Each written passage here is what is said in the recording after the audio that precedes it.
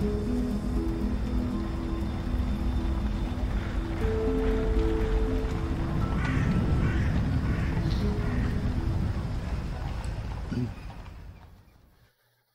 that in. Good evening, and welcome to this week's London's Burning. No, that's not right. Oh god, that's a great fucking start. Welcome to London by Gaslight, a late Victorian age Vampire the Masquerade Chronicle set in 1892, where I really need to give myself a script. Awakening for the night in the city of London this week are Alistair from the Clan of the Moon, portrayed by Tina. Please do a rouse check to awaken from your torpor state. Excellent. Eveline, the daughter of Cacophony, portrayed by Miss Harts. Please do a rouse check to awaken from your torpor state. Gain a hunger. Aldrich of the Clan of Kings, portrayed by Bully from Tablegoth. Please do a rouse check to awaken from your torpor state. Excellent.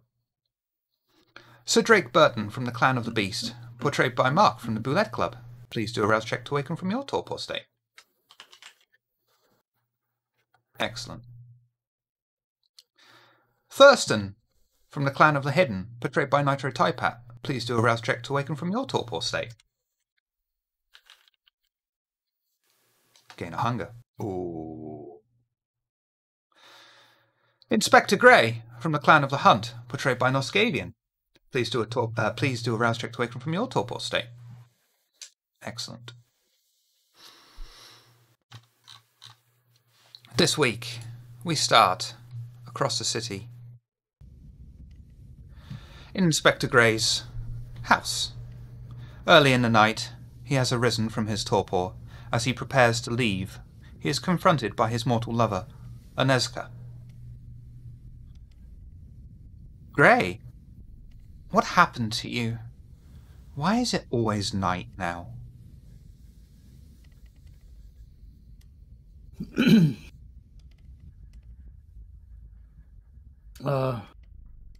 My dearest Anezka, I know you've assisted me and aided me countless times with my investigations and other endeavors. However, things have changed and things must change.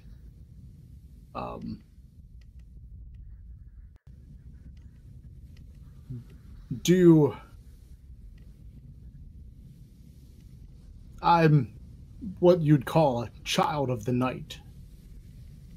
You're lost. You've lost your lust for life.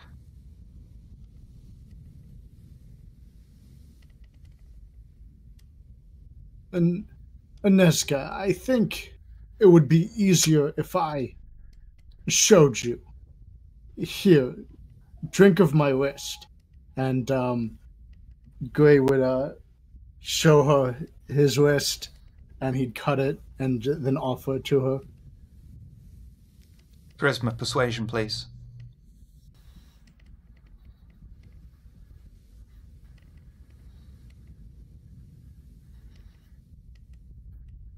Oops.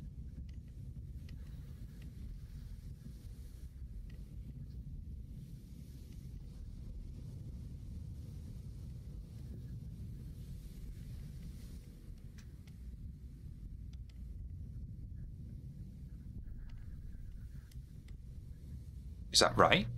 You don't have dots in either of those? I have 2 in charisma, 0 in persuasion. Okay, that makes sense. Would you like success at cost? Sure. Anezka gives you the strangest of looks, but complies, slightly unwillingly. She drinks from you, perhaps a little too deeply, enjoying the taste of your sweet vitae upon her throat. She ends up taking 1 hunger from you, but is now bloodbound to you. Anezka, you have to understand and trust me. Things have changed. The world is not as we've known it. But your only fear. You were dead from the start.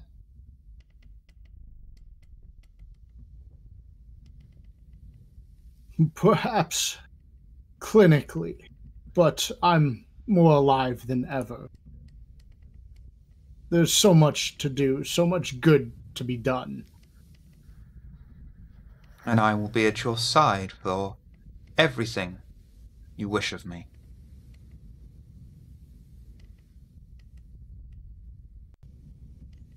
You have no idea how much that means to me.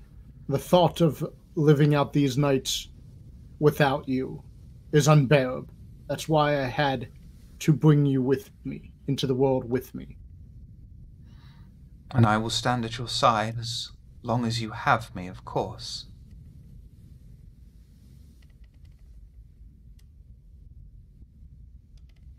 I shall prepare for your return, unless, of course, you need me tonight.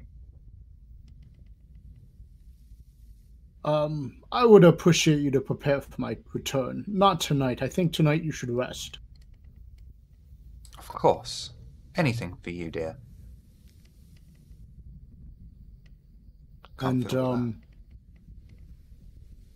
Gray would hug Nesca tightly. I mean, naturally, of course, she returns the hug. Right. And I think I'll have him use Blush of Life before departing as well. Do a rouse check for me, please. Gain another hunger. Yikes. Underneath the city, in the many sewers across London, Thurston has met with a fellow Nosferatu in one of the clan's nests.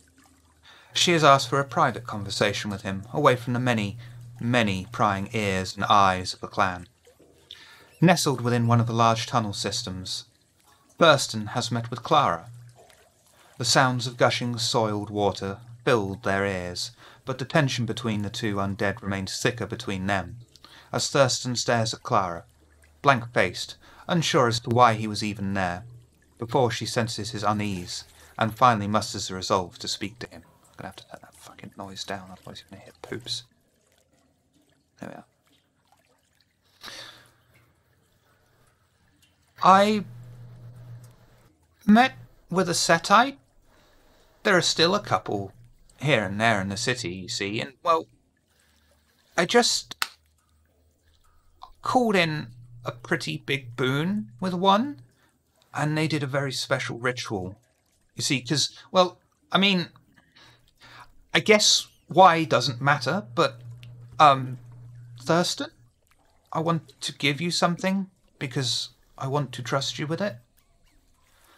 Clara reaches into a large satchel she cradles in front of her, and carefully, gently opens it, taking every care in the world to handle it, and hands Thurston a sphere made of very thin glass with just a small amount of liquid inside. He's unable to tell the colour of the liquid, just due to the thin glass being black itself. She hands it to Thurston and explains, "It's my heart. It contains my very soul. It's called the heart's blood. The thick goo inside, I mean. There's a thin layer encased between the two cases of glass. They call it the debitum. So they told me anyway. I had the ritual cast for me, but there were some problems. The vessel should have been sturdier, but because of, well, me, I guess, it had to be encased in this, glass. It's really delicate, and there's no one else I trust with it. Please keep it safe. Take this, keep it safe, and don't tell anyone, especially Mary, that you have this." Other than being Nosferatu, how do I know Clara? Is it Clara? Clara? Clara. How do I know her? Other than being Nosferatu? She's just a fellow Nosferatu. Okay. And why exactly do you trust me in particular? Oh, Thurston, you're so innocent. And she runs off, round the corner, laughing. I'm kind of just sitting there holding it with like 2 fingers. Like, she said to be careful, but I'm kind of just holding it like I'm not sure I really want to be holding it.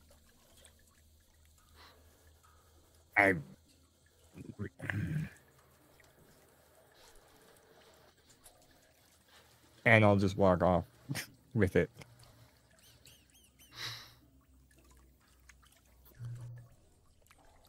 In the house the Coterie discovered last week is Drake. He has taken the chance to communicate directly with the house. He stands in front of the covered painting. Having seen the effect it had upon his comrades, he is unwilling to even peek beneath the covering, for now, instead focusing his resolve to question the entity that resides within. Welcome, So I... Drake. Oh.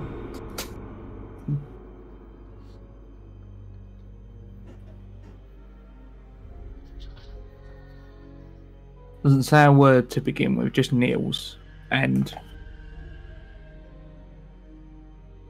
takes his coat and the waistcoat and the long sleeve undershirt, just puts them to the side. Webwork of tattoos from almost every culture across the planet from his travels. Kind of grabbed a signature at all the stops he ever made. Rests his sword down in front of him. Still shaped. And just kneels. I would question you if you would have it. Tell me, creature, Yes. how long have you been here?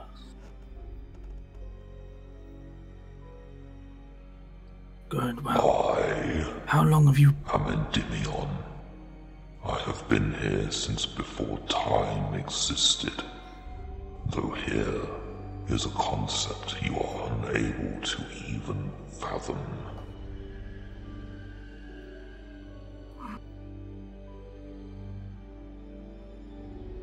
And did you come here of your own volition, or were you placed here by another? I am here because of the consequences of my own choice.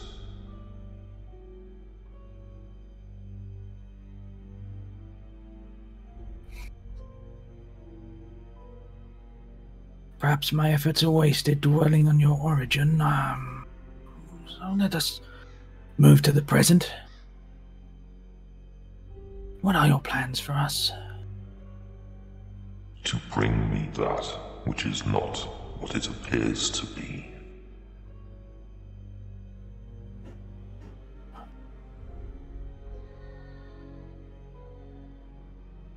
I mean, that describes myself, as well as my allies. No. And what are your plans?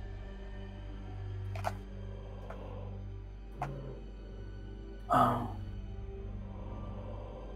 Then you have designs on the rest of the world? Plans? It matters not.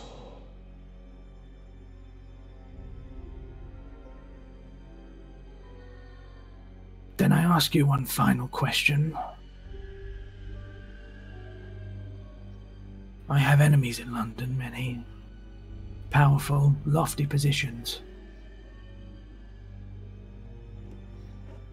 I would ask that you help me destroy them. Bring them to me here, and their suffering shall be legendary even in hell.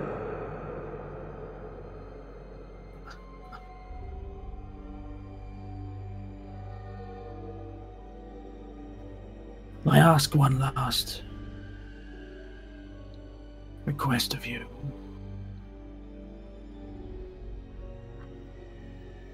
When we were here last, I beheaded that creature. I accepted your boon, me and me alone. My ally should not be held liable.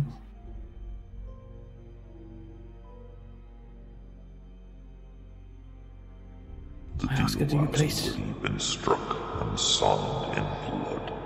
You all belong to me now.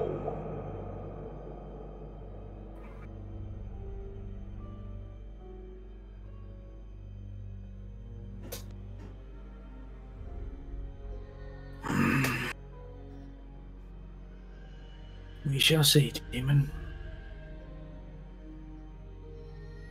And so Button stands, puts his robes back on, sword back at his side, myself a new body.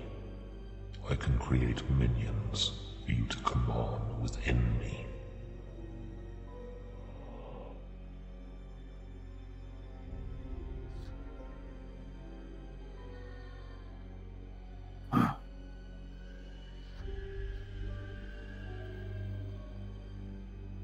I won't deny that I'm not tempted.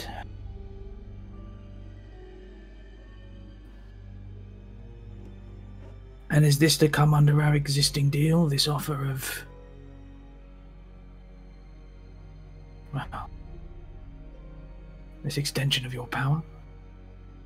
Yes. Then tell me how.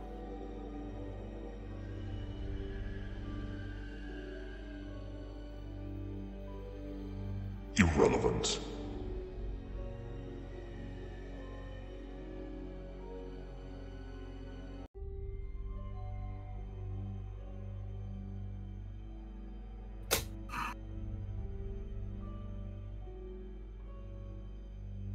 Conversation with you is most difficult. Yes. I like difficult. You exaggerate.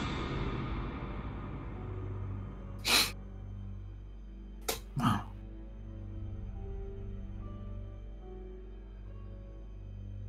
Then I am to believe that the power that you suggest will make itself known in time? Yes. Then our business here for the night is done. I crave solace. Leave me for now. So Drake will do just that. Excellent.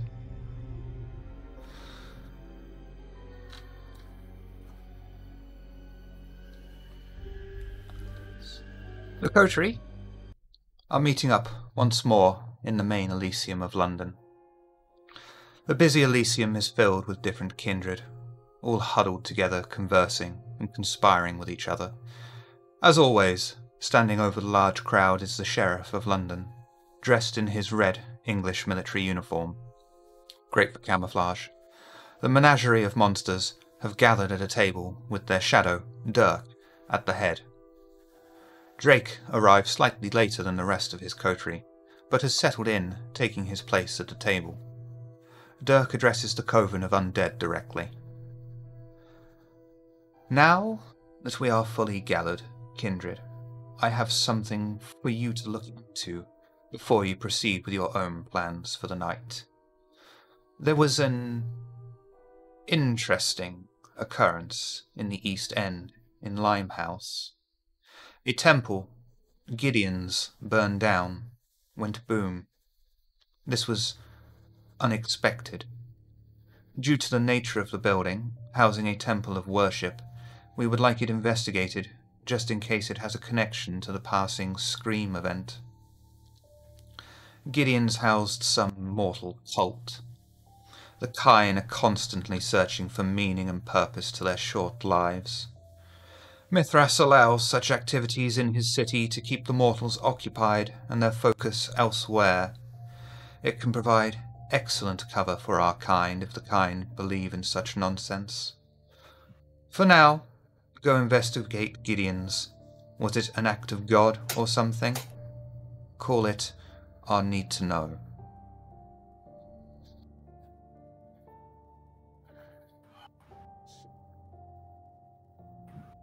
Sounds dirty. Kine worship often is.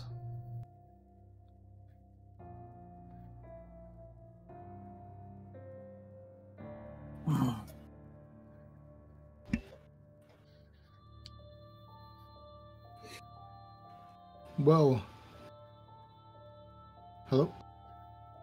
Well, we certainly don't want mankind worshipping false gods. It can only cause trouble. Trust me, I would know. Questions?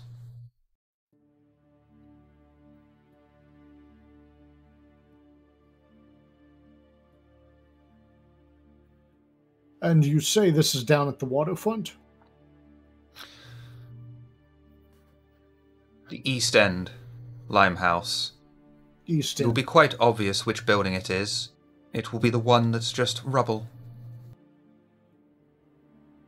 Where did they put all the limes? Ah, In a house.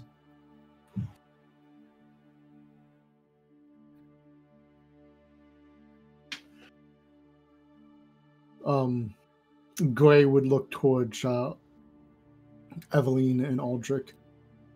Well, then, should we be off to the Eastern Limehouse, or is there something you two wanted to do before we headed out? No, if this is our task, then let us complete it with haste. Unless there are more questions you have, Inspector, that might help us in our investigation.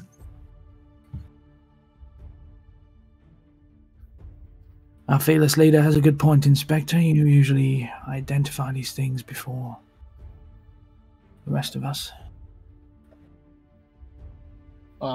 Certainly. Once we get there, we can start looking for clues and such. But I take it we've been given our briefing. There's been occult activity involving the Kine at this Limehouse. Is that correct? With the exception of the obvious massive explosion at the building, yes. You simply want us to Sure, make sure it is not connected to the rest of the problems going on? Correct. Once you have done this task, the night is yours to do with as you wish. Parfait. Very well.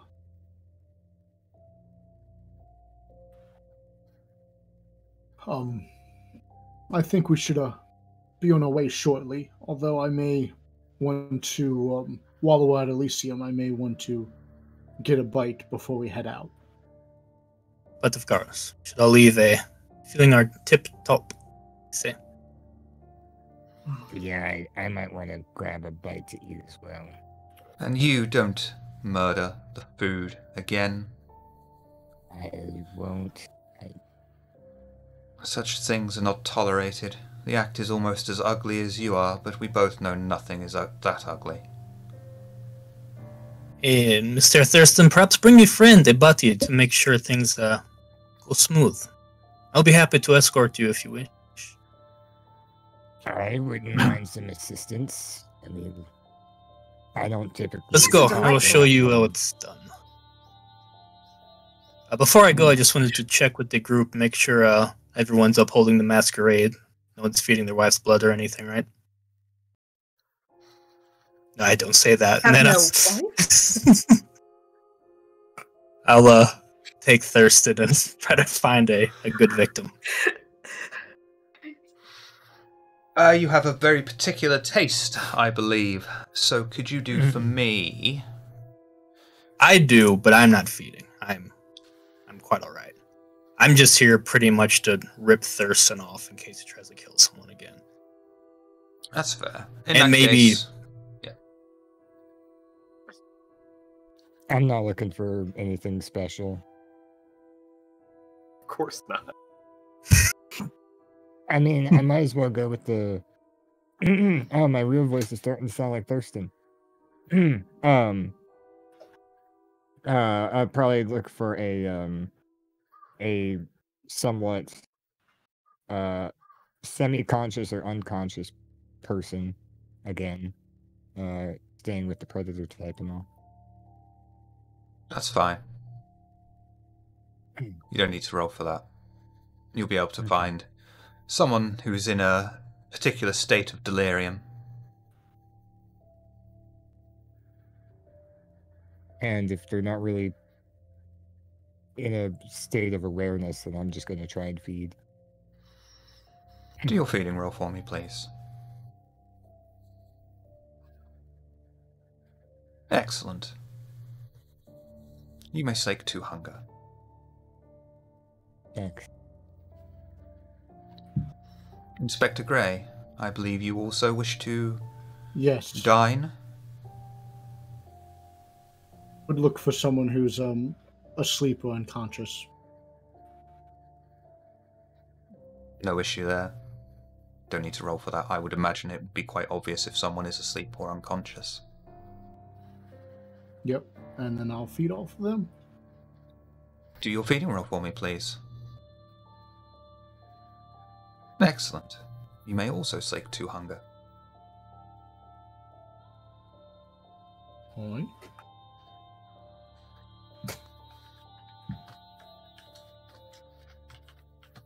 I'd return to the group. Is everyone else ready to depart?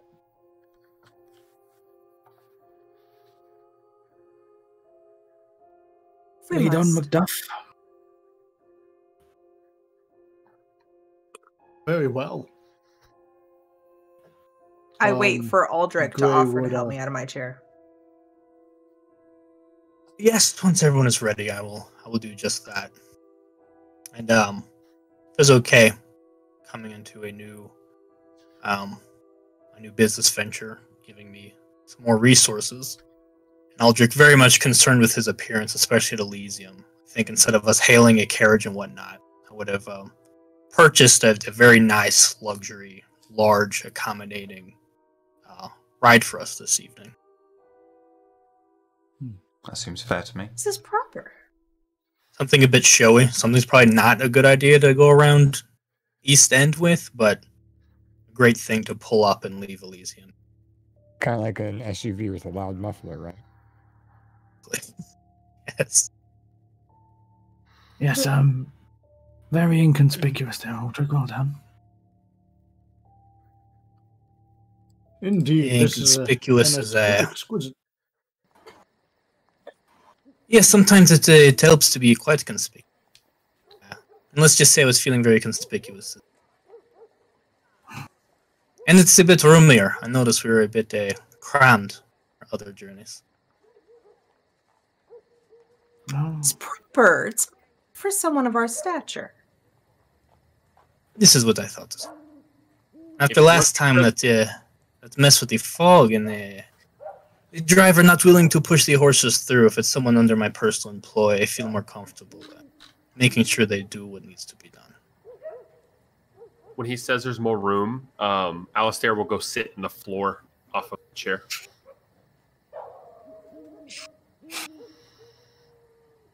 It certainly is exquisite and spacious. Yes, it was. So Drake's gonna sit on the floor next to Anna's room, pull out a deck of playing cards. Play poker? Is that a magic trick? And he starts dealing. Stops a minute. I guess deals maybe about half the deck. Stops a minute. And he flips the cards over and just shuffles them out. Pick a card. I pick a card and immediately show him. Puts it back in. Puts it back in. What? Tries to look like he's putting it back in and slips it onto the floor between his legs. Keep shuffling. Pick one more. I pull one off the top of the deck and show you it.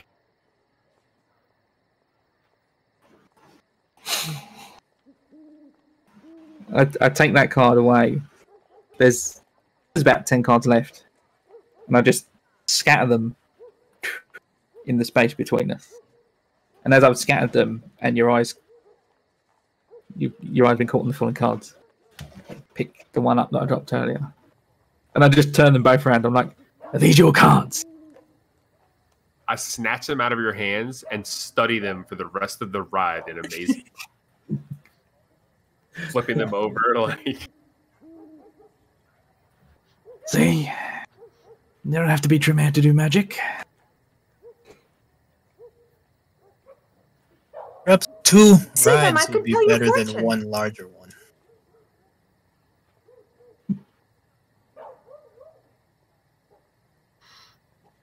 Perhaps. It would certainly keep us from putting all of our people in one carriage. If we were to be waylaid, having two carriages would give us a greater chance. Of course, that's the reason I was saying as well. They're good.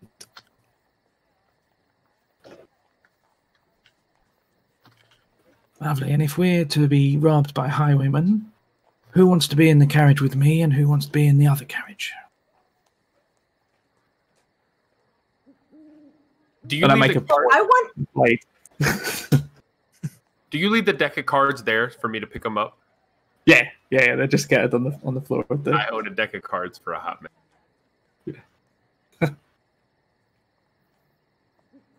To be in the most proper carriage, of course.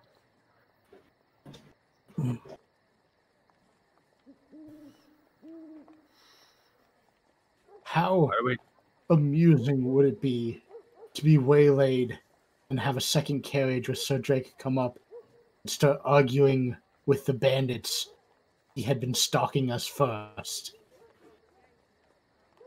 Not as amusing if you started arguing with the horses. Quite.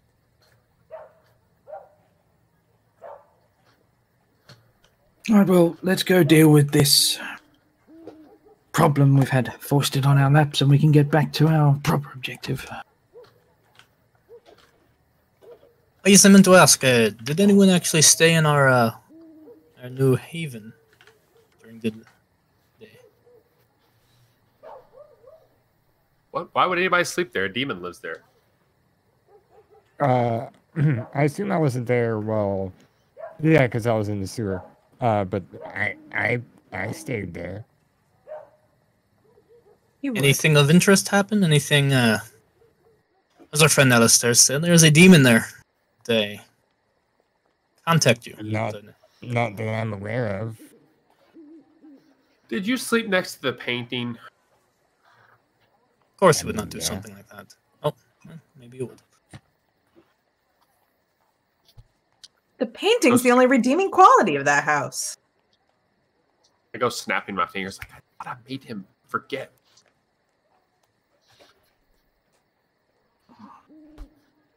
For a moment. Are you trying to do what I think you're trying to do? Discovered the painting after. Me, no. Okay, carry on then.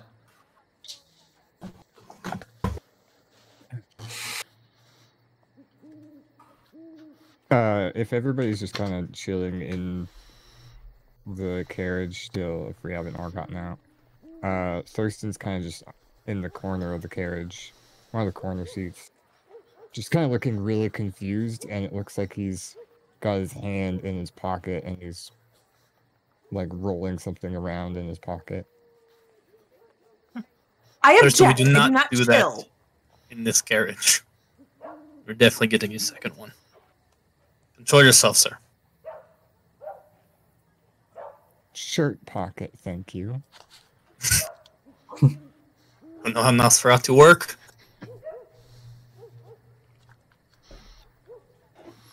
Considering he's Nosferatu, you should just be glad he's wearing fucking clothes.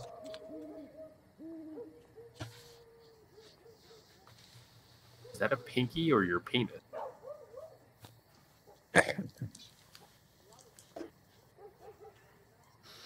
He's just happy to see you. Oh. Carriage ride carries on into the East End, with Thurston comparing at least 2 of his digits. Eventually, it comes to an end in the East End, just outside of Limehouse. The Coterie approached the wreckage of the temple, it being obvious, as it's the only building that's completely collapsed in the area.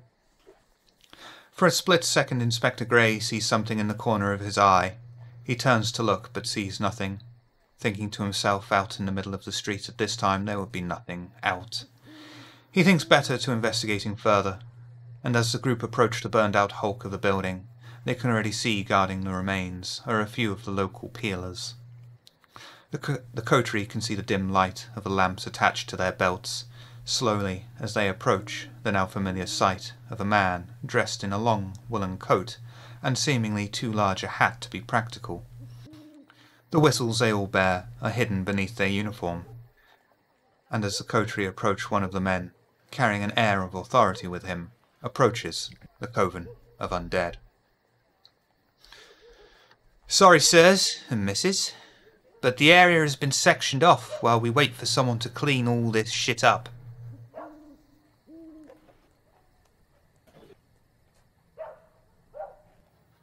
Aldrich is gonna glance at oh no, go ahead. Yeah, if the inspector's taking lead on this, you'll absolutely let him.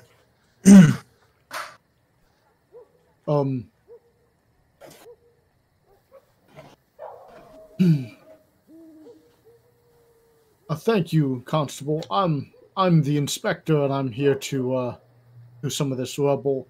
I'm here with some of the patrons of this building. They have some important so trying to see if they can recover from the wreckage. And he would motion towards Aldrich.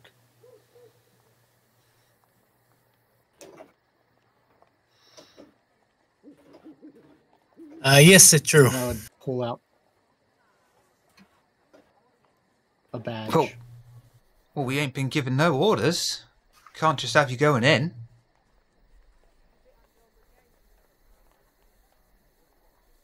Even if you got a fancy badge. I mean, he's an inspector, though, and this place, something clearly happened here. We should be let in so that way we could see if there's any clues left. And can I roll to try and... I was just about to say charisma persuasion. Take a +1 modifier for the presence of the badge. Ooh. Ooh. Oh, damn. Charisma +1.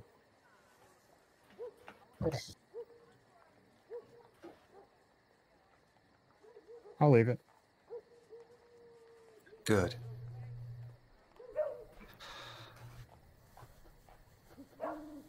As the words leave Thurston's mouth, the beast inside of him begins to scream and rear up. He's being forbidden from going to wherever it was he wishes to go by a mere burger. In his anger, he grabs a policeman, sinks his fangs into him, and drains him dry. You may slake 3 hunger. I'm getting such a bad reputation. Again? Is anybody around? Did anybody see that, Shiver? No one saw that, but there are a couple more police officers pissing around the area because, you know. I grab the guy by the ankles and drag him into the bush. If there's any blood left, there might be a streak of blood on him. Until somebody stops. Well, Shiver said I drank him dry, so there's probably no blood left. So I just cautiously drag him See the body start to slide away into the bush. Okay. I take a sideways glance at Aldrich, and I'm like, Weren't you supposed to be stopping him from... never mind. Sometimes it's best to let people make their own mistakes, so you have examples to remind them when you need them to behave in a certain way later. Me and Mr. Thurston will Jimmy, have a you need- review of his performance. You need to learn some manners.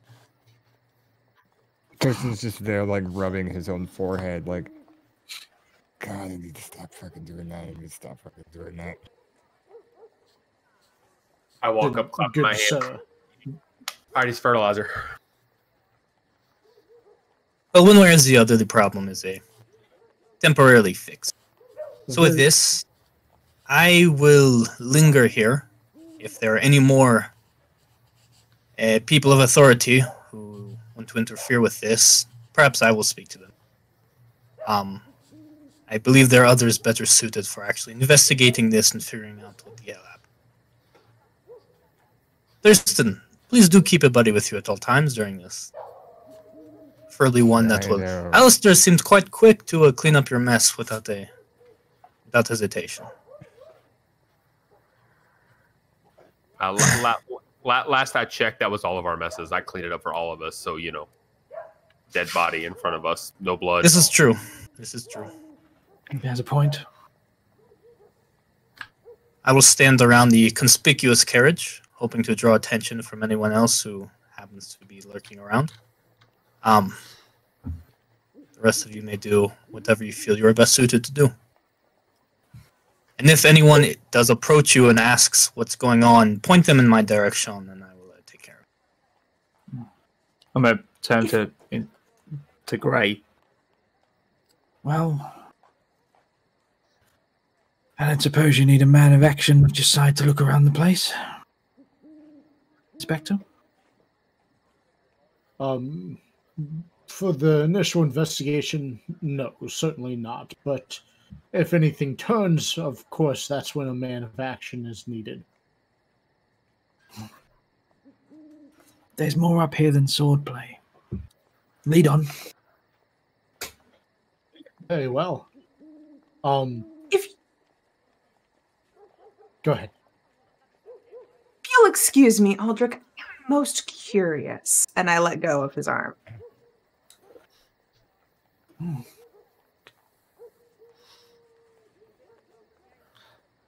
The split party. Inspector Gray would oh, go ahead. No, carry on.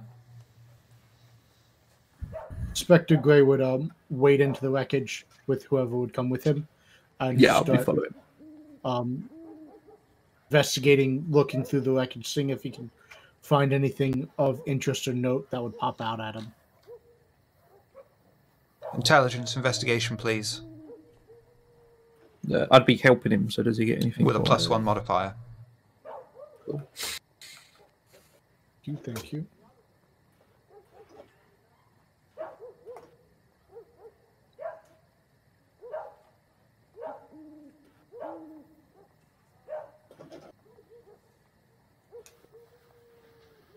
I think I will do a willpower reroll. And so it begins. I mean, it began when you killed the fucking police officer. But I rolled good there. Well, Inspector Gray looks over the wreckage. His initial findings, just from scanning his eyes over it, result in finding nothing that stands out. I will grab Thurston's arm. These dogs give me a really good idea. Follow me. And I will go over and just sniff the air for no fucking reason as we're walking over. And I'll look around on the ground for anything in particular. So fucking Malkavian. Wits and awareness for me, please. And if you succeed at this, I'm gonna fucking cry. I won't. But I brought him along to help me look. Take a +1. I'm still sitting there just rubbing my forehead like, don't let this night get I'm worse. gonna Well- fucking cry. Get worse. Alistair sniffs the air, with Thurston beginning to rummage into the wreckage. Thurston, making up for his previous mistake, is directed by Alistair at some piece of rubble that particularly smells off to him. Thurston brushes the rubble away and finds a torn and fairly well-burned cover of a book. The title is just barely legible and reads, The Book of Nod. Well, that's 2 to the rabble and 0 to the nobility for the evening. Good job. You shut with that nonsense. And I pick up my skirts and watch the ground looking for stuff as I walk over to the inspector. Wits and awareness, please. Can I use investigation? By all means, wits and investigation.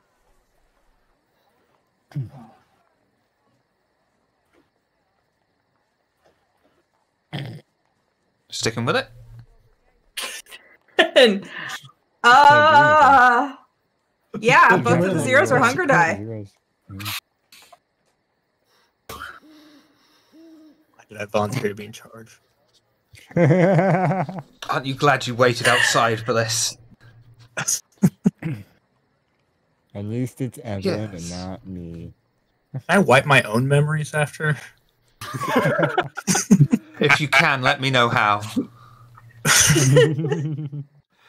Eveline begins to rummage around the filthy, charred remains of the building. Somehow, through some miracle, she is able to find a piece of vellum depicting a section of the East End of London. It shows the edge of London docks, and over a small section right next to the Thames River is a letter in red. The letter is V. As she's looking over the wreckage, the beast inside of her begins to bubble up and take control of her mind. She is unable to use teamwork and performs any action that avoids establishing dominance or challenging authority at a 2-dice penalty to all of her pulls. This compulsion will end when she has won and gloated over it. You are suffering from the dominance compulsion. She So must you've have to be described Evelyn. Eveline. Yeah. I was like, Yeah.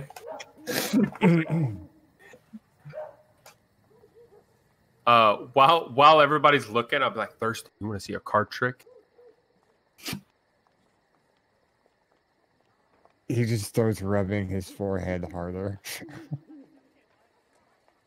Okay, never mind. Sure. Oh, okay. Nope. You asked. We're doing this. I pull out the cards. Pick a card. I pick it, and I just sit there with him in my hand. I drop the cards and grab his card. Is this your card? Yes. Fantastic. And I go back to the group. And in the background, I'm just. Would you like to stop and talk to a stop sign at Inspector some Gray point? would What are you That talking about? is such a stupid trick. And I go over and I kick the cards into the soot. Yes, you sure showed them. Well done. I was done with the card trick anyways. Thanks. One trick pony. Evelyn. Gray would I look at the horse. No offense. Wits and awareness. It's investigation? Nope. Nice try, though. My desk. As Eveline kicks the cards over, she can almost see something. No, she can see something that almost grabs her attention, buried underneath the debris. Can't be bothered and sees it as beneath her to investigate further.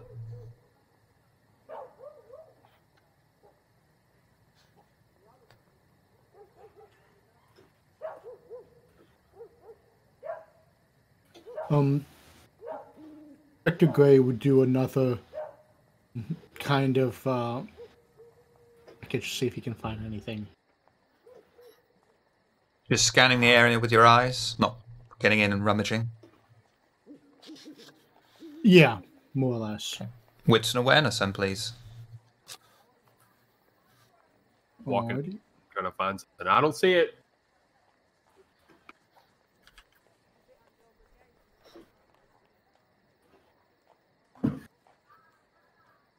Oh, Lord!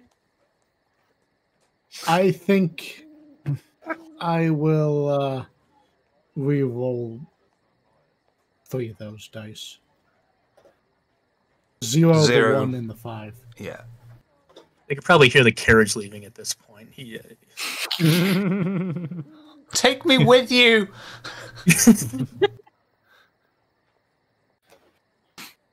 Wonderful. Okay. Okay. 4 successes. Spectre Grey scans the area with his trained eyes and spies something underneath a great big pile of rubble and soot. He finds several large metal stakes. At first they appear rusted, but as they are inspected closer, it becomes obvious that the rust is in fact layer upon layer of stale, crusted blood. Yes, Eveline? Is it the same thing I saw? Yes.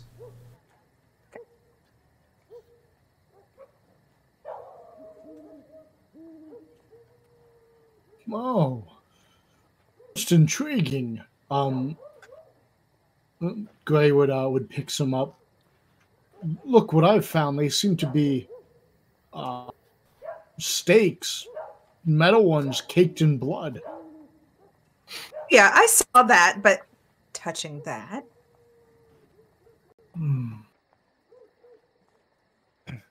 Well, it's certainly unusual. Most interesting, Your job if you'd to ask find it. me. Indeed, lady. And Gray would bring it to the rest of the group. What do, Is that-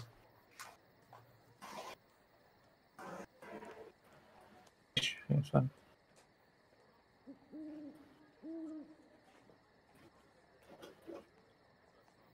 That cut out for me. I don't know if everyone else heard it. No, go ahead and finish now, Gray. Okay. Don't think metal sticks work very well on Kindred. Perhaps they were used on Kine or other reason to pin people down, to pin things down. Can Sir Drake take a look at the evidence that's been collected already? The Book of Nod, the V, the stakes. Does that add up to anything? Nothing With that, my occult knowledge, I guess. nothing that's... Do intelligence and occult for me, please. Let the dice decide. Yeah. And sorry, I don't know what that was all first. Nice. You might want to re-roll the 1 and the 4. Yeah, I think I will do. All right. You don't have to. I think I will. 2 and So that's 2 excellent. successes. Yeah, 2 zeros. 4. Oh, yeah. That's good. Good call. Shiver. So, you all come to the conclusion that this could be one of several things. It could be some kind of strange Kindred-led cult. It could be Kine fucking around with their own kind of cult. You will be able to conclude that the V on the map is probably unrelated, as this does not tie in with any kind of cult behavior in any way. But one thing is for certain in your mind, that this is some beyond reasoning, aren't they all, religion or cult-like behavior You are unable to ascertain for certain if it is a kindred cult or a kind cult. And that's a lot of cults in one paragraph. Cult. We heard you. No. I'm studying the stakes and no. There's one set of behavior that we tend to take with us into our kindred life. It's our obsession with religion. Can you read that book? Don't know. I'm going to open the book. Can I read it? It's just the front cover. Oh, I gotcha. Okay. Like it's been ripped off? Ripped, Yeah. burned, damaged in some way. Yeah, gotcha. Okay. Separated from the rest. Bisected. Cut. Torn. No, sorry. I'll get on with life. Does it just say Book of Nod in English? Yep.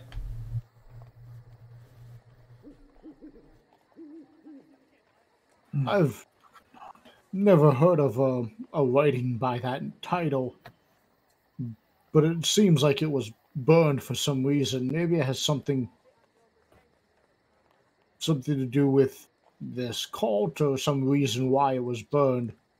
We'd be able to ask about it through our contact, see if he recognizes it at all. I certainly don't. Inspector, I wish to not point this out and be rude, but I believe it was burned because the building was burned. Eveline. Well, Intelligence investigation, please. in all fairness, the fire could have been started because of the book, too. The building could have been the after. Fire spread. Great kindling. Eveline notices a very suspicious large slab of stone. She has no interest in moving it, but it certainly catches her attention and wishes it investigated. There, strongest. I run over. Pick up that slab of stone. I'm going to stand back and let him try. I'm like, Well, I mean, he's made all the right moves this evening so far. Go on, lad, give it a go. Strength and strength, please, Alistair. Because we all know Malks have got great strength stats. I was just about to say, if this is a beast roll over this, It's gonna be That's one great. reason why I do it, yeah. Sticking with it? Yeah, and I Good. lift with my back. Of course you do. Alistair grips the large, soot-covered, blackened stone, attempting to lift it. Unfortunately, he is unable to do so. As he attempts to pull it free, the beast inside of him screams at him in frustration. He performs all actions not immediately resulting in someone or something getting harmed at a 2-dice penalty. This will end when he incapacitates, destroys, or drives away a target. You are suffering from the harm compulsion. You are useless. This stone slab up. I walk up, give you a mean look, and walk away.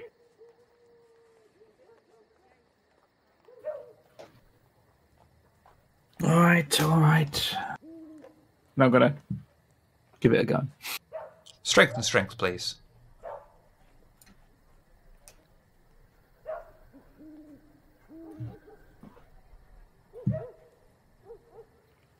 There we go. Would you like a reroll? I'll let die. I need a reroll. Yeah, go on then. While he's rerolling, can I make the argument that Alistair hurt himself because he was lifting with his back? That's not how that works, but okay. I know. I was like, yeah. That's 2 zeros too. Perfect. That's a messy critical. No messy. No, oh, yeah. only one's on the hunger die. I thought they that's both right. had All to be it on the hunger die. takes. No, it's just one. Nope, just one. Because every roll tonight, the beast has to be in there one way or another. Would you like success at cost without the mess? Because otherwise this is going to be... Yeah, I think that's a good idea. Okay. So Drake grips the stone slab. As he does so, the beast inside of him screams forth at him. Through sheer willpower alone and burning of vitae, he's able to suppress it for now. So increase your hunger by 1. And as you remove the large slab of stone that appears to have once been part of a decorated wall, you find the body of a man wearing a thick, dark hood hiding his face. You stand back to assess the body before you. It suddenly brushes the dust and rubble off itself and gets to its feet. See, I told you there was something under there. You really should listen to me more. Shiver, I throw that rock. Greetings, young ones. I have been waiting for you. I must say, your antics this night have been amusing. Being under a rock. Is this in view of all of us? Yes. So, okay. Most interesting. Which I Yes, found- dear. Evie, you probably wish to gloat, do you not? You were correct. Exactly what I'm doing.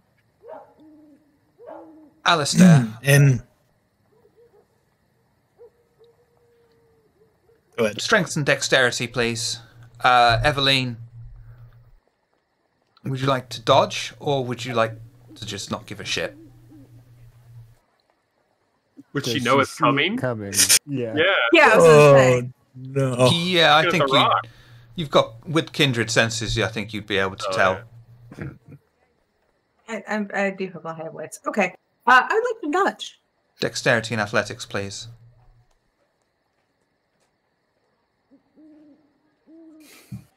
Excellent. The rock hurtles through the air, impacting upon Eveline's elegant shoulder. You take 1 superficial damage. And your compulsion has ended, Alistair, as has yours, Eveline. Oh, really? Oh, okay. I didn't think You've that done would. harm. I was... Oh, okay. Jesus, Joseph and Mary, what in the dickens are you doing? You're So useless. what is the meaning of And I this? walk away.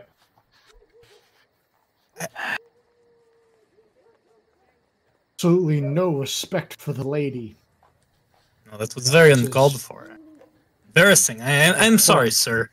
Please ignore our troubled associate. My name is Aldrich. May I ask yours? For our time together, you may address me as Aldo.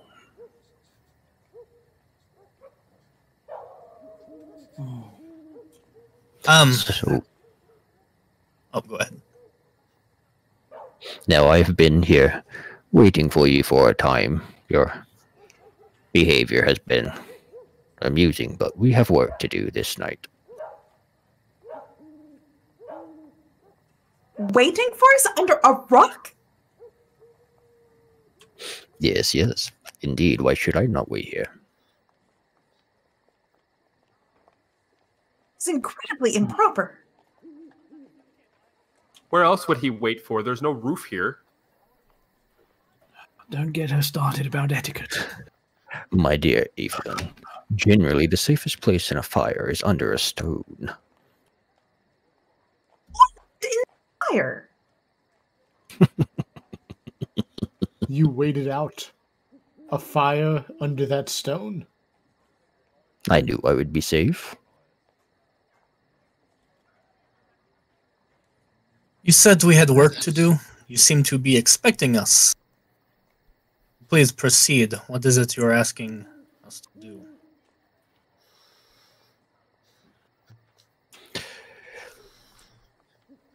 Well, we must take the time to head west in the city this night. Are we done with our time here? It might also be in your best interest, dear Thurston, to smooth over any problems with your midnight snack. Right, I'll go deal with that. And I'll just walk over to the body in the bush, and while they're conversing, I'll do the Nosferatu thing of getting it into the sewer. Very good, very good. Now, we must head to the west. There's another Thin Blood gang. I believe you would be interested in exploring. Hold on. I'm just about at my limit following his orders, and I point to Eldrick. Who are you exactly? Who I am is not of much importance. Rather, what I am will be of more importance during our time together. But you may take my advice or choose not to heed it. The choice is yours, Aldrich. The Thin Bloods at the West India docks, because we know about them already.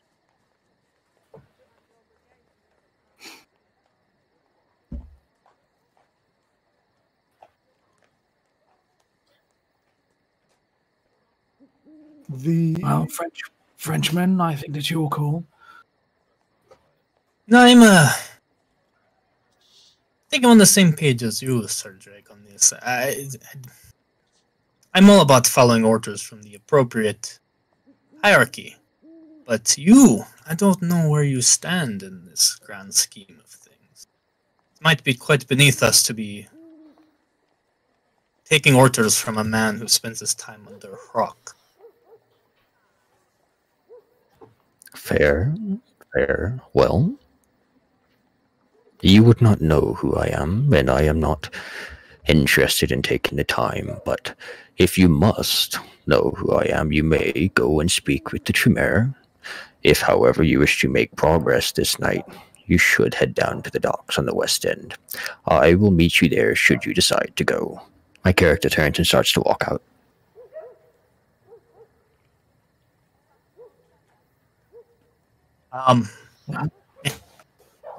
We were headed there anyway, correct? But of course, it's quite annoying to be told to do something we were already going to do. My point exactly. I know, because it's the technique I often employ on those underneath me. At least, but Tremere, he said, that is one of the clans, of course. What do we know about this clan?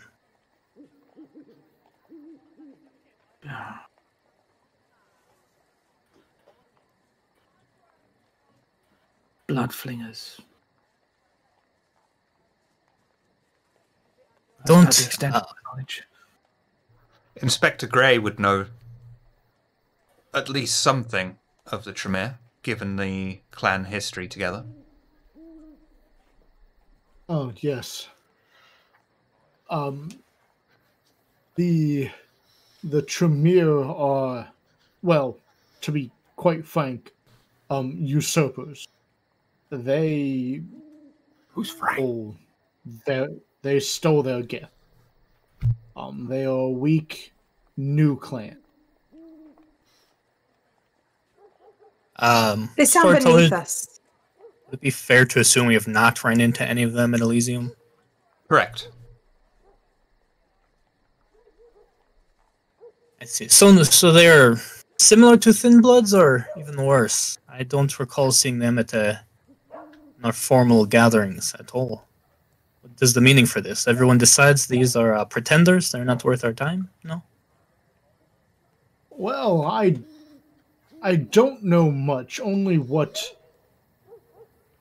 the elders of my clan have passed down to the child of the Asamites, But my understanding is that Clan Tremere are like Thin Bloods or worse than Thin Bloods. They, at some point, used to be mortal, and then they somehow stole the gift of vampirism, vampires, and used it to create their own. They do their own clan, if you can call it that. Seems not so different than some of the things going around in the city, then. Stealing blood and souls and whatnot. Either way, it seems if we are perceived to be working for a member of this clan, that would not reflect kindly on us. No? My character will walk back at this point. My dear Aldrich, I did not say you were working for my clan, but I did know that you would not perhaps trust me. I gave you a moment to speak. We are not Thin Bloods. We wield the power of blood in different ways. I have been patient with you, but disobeying the direct command of an elder is an inexcusable offense.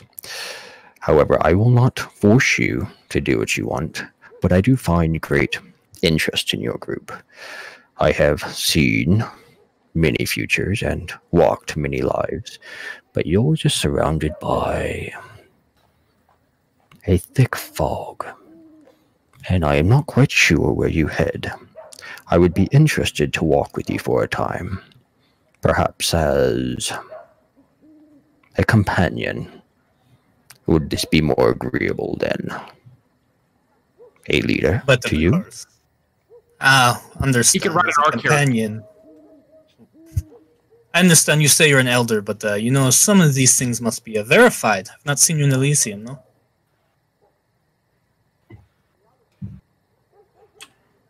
Understandable. Well, let me put it this way for you. And I turn to Aldrich, and I would like to use, if possible, dominate, if possible. On Aldrich. Compel, I take it? Sure, why not? Show me compel. Anyone who has compel can show Does me he know compel. how to do that? I grab when he starts to give him that look, I grab Thurston's shoulders. That's it. Okay. Aldo. Charisma, dominate. Aldrich, intelligence and resolve, please.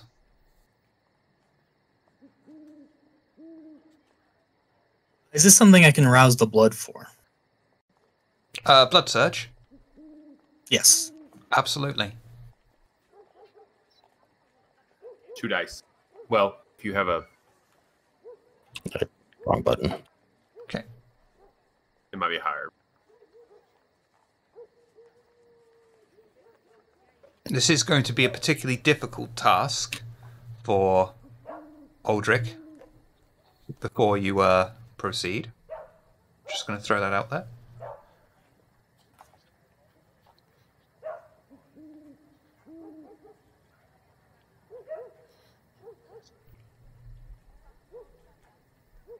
A lot of dice, though. That's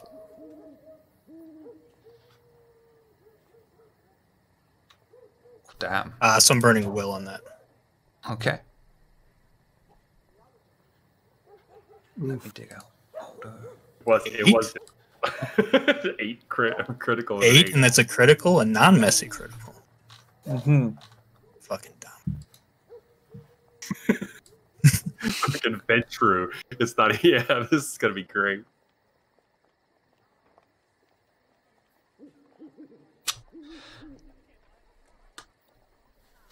Aldo attempts to stare down Aldrich and force his will upon him. Fortunately, Aldrich is able to compel and resolve himself to see right through Aldo's tricks. Aldo is unable to compel him.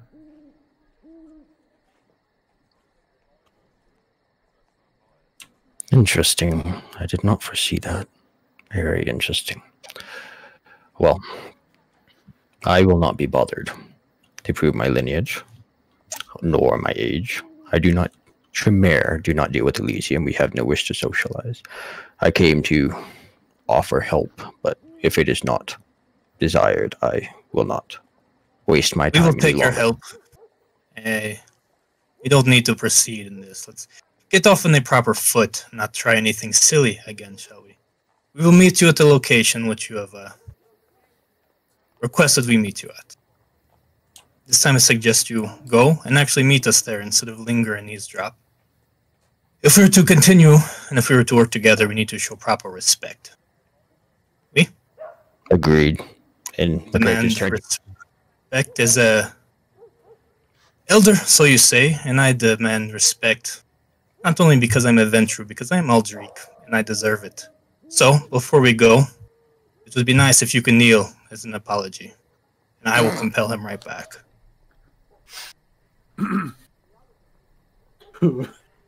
Oh, this is fun. I'm a search this too. Oh god. Search this too.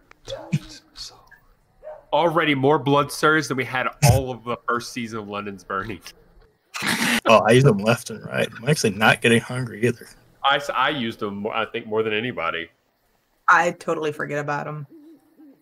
No, they're useful. 2 extra dice. Oh, fuck me. I'm burning a willpower for you, Aldo.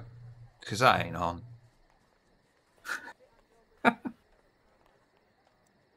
Oh, I'm sorry. I want this to be a mesmerize, not a compel. Mesmerize. Okay. I think that's a rouse check for mesmerize, yeah. So do... So that way, instead of doing just a simple, like, kneel, I'm going to attempt to mesmerize him to kneel and apologize. Okay, manipulation. Dominate. Let's do more. You got to beat 2.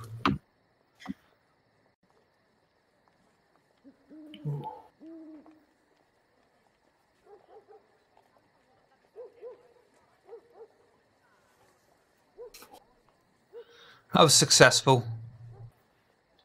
Aldrich stares into Aldo's eyes and forces him to comply with his wishes. I'm sorry, Aldo, I tried for you. Grade 1, I apologize before you. Get up the dirty street, and I'll turn and I'll get in the carriage. I walk up and get real close to Sir Drake. I told you, don't look into his eyes. I try to walk away. I'll climb into the carriage after Aldrich, sit opposite. Before,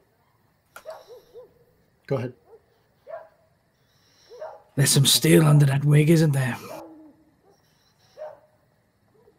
A bit.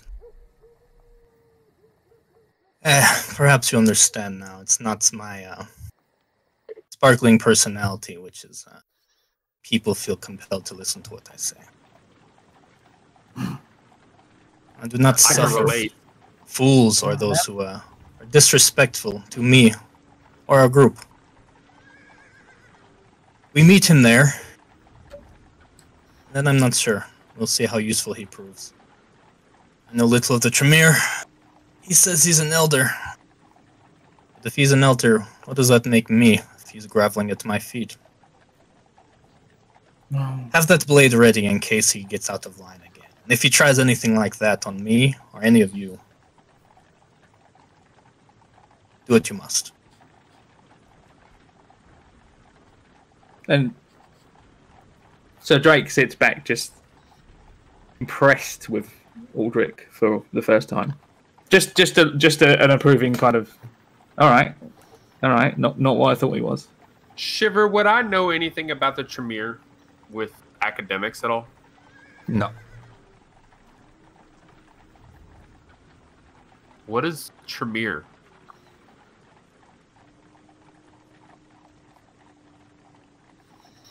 A cult? He sounds so low class. Yeah, but he dresses so cool. under a rock. Yeah, but so does he, and I pointed at Thurston.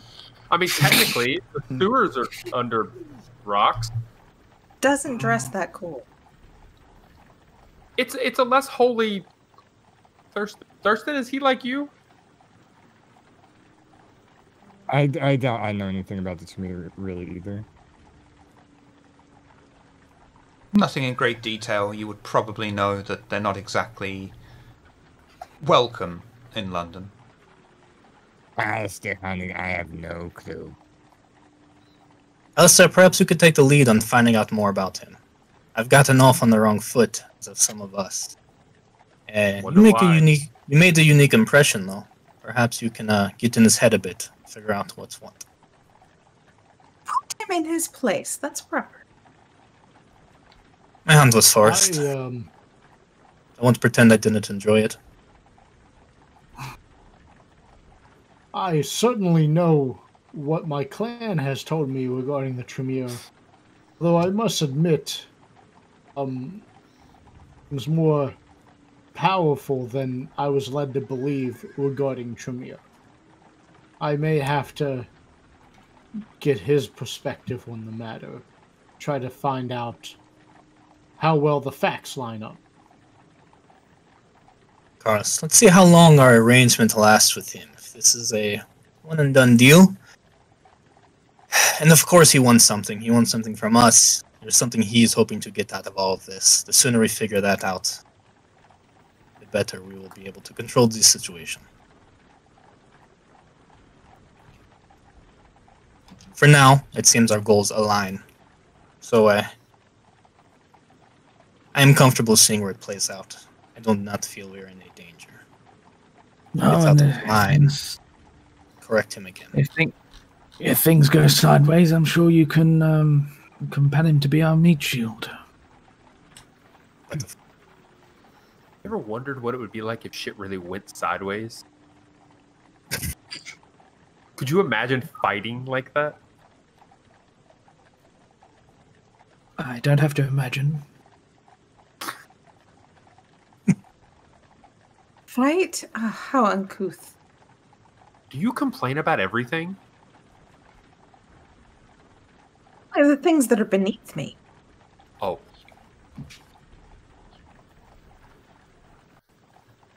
She's been quite a good sport Sometimes- with the things she's been forced to lower herself to so far. Exactly.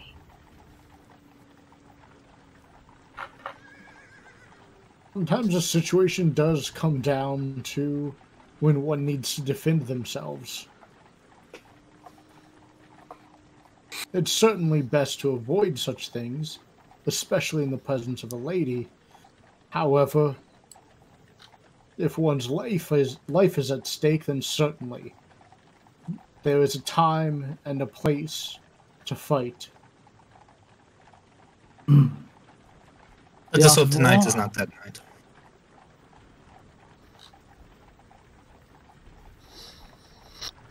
The carriage ride continues, eventually pulling up in the West End. At this time of night, the many shops are shut, and the theatres that the area is famous for are currently closed to the public, or they have performances through the night. Aldo meets the Coterie as they exit the carriageway on the streets. As I get out of the carriage, my attention's a little distracted by the closest theater with someone actually performing in it. Thurston would be as well, honestly.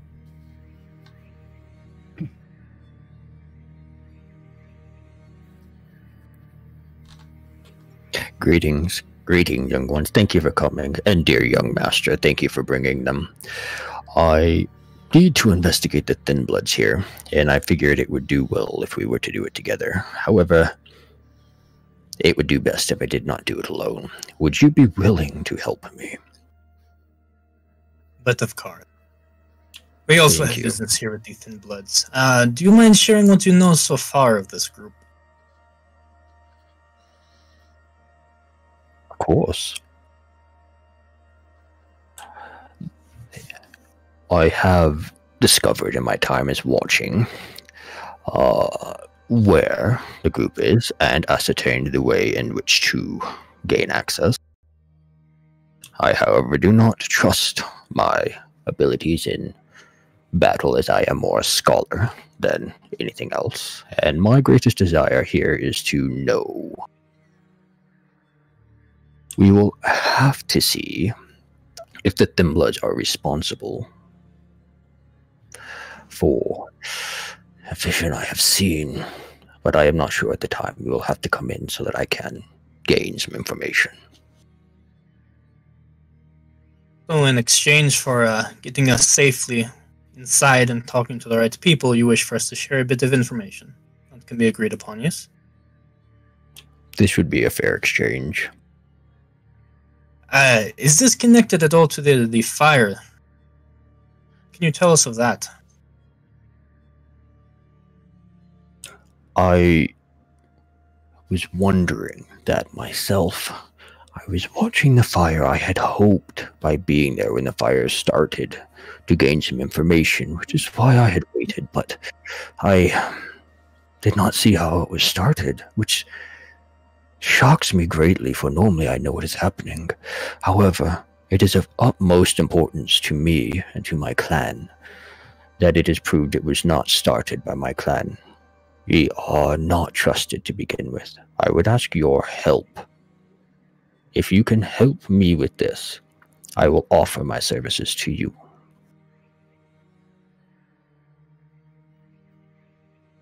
I find this agreeable. You say you can see things that are yet to happen in an accurate manner. Indeed, I was embraced in Rome some 400-something years ago now, and my purpose was to find a way to bring magic back into our bloodlines.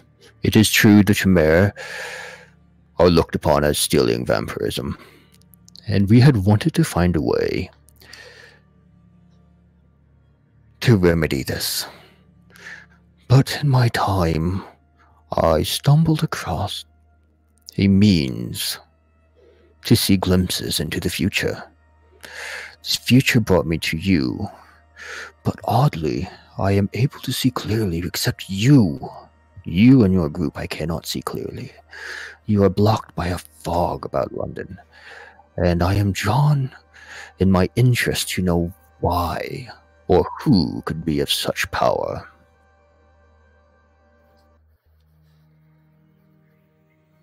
I find this intriguing as well. Perhaps there is a much use for your services after all. But first, the business at hand. How do we proceed?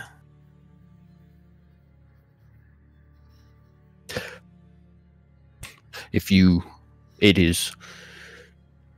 Again, I am walking in the dark. I'm used to knowing before I do it, but I sense it is important we stay together. Would you be willing to come with me as we enter the Thin Blood hideout? But of course. Thank you.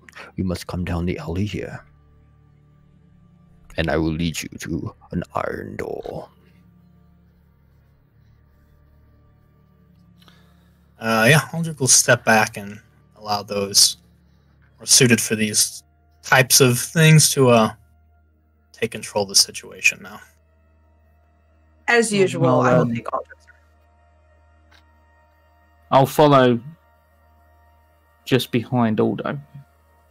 But under my coat, I draw a pistol, but I keep it concealed under my coat and it's pointed at the small of Aldo's back. Just a few feet. Inspector Gray would follow closely, being vigilant.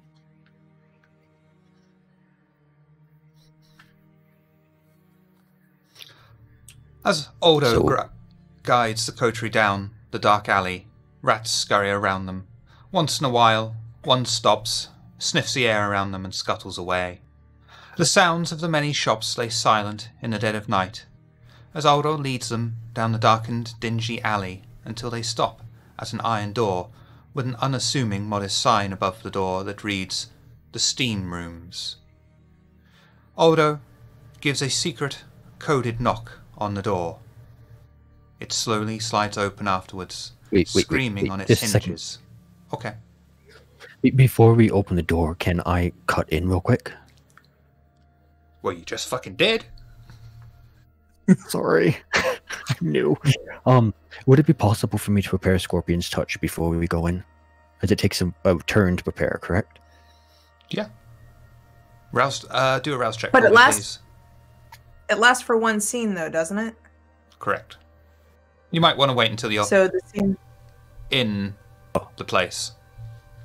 Okay, thank you. Different than D&D. We go into scenes. Everything doesn't. Yeah, it doesn't Perfect, carry sorry. over.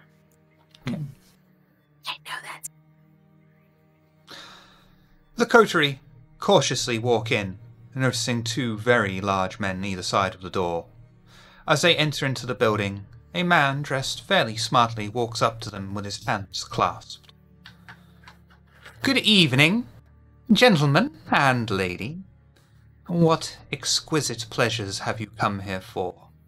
Are you all together or separate? We indeed have special rates for groups." Services do you provide? We mostly have ways for the workers nearby to blow off steam. No pun intended. We are all a family here, and like any family-run business, we tend to stick together through thick and thin. Perhaps you are here for the steam room special? Many people enjoy the feel of a red-hot poking iron kissing those areas that most don't even talk about. Though few are ever able to return for a second visit, all enjoy its intimate touch. Sounds most indecent. Oh, I assure you, it is.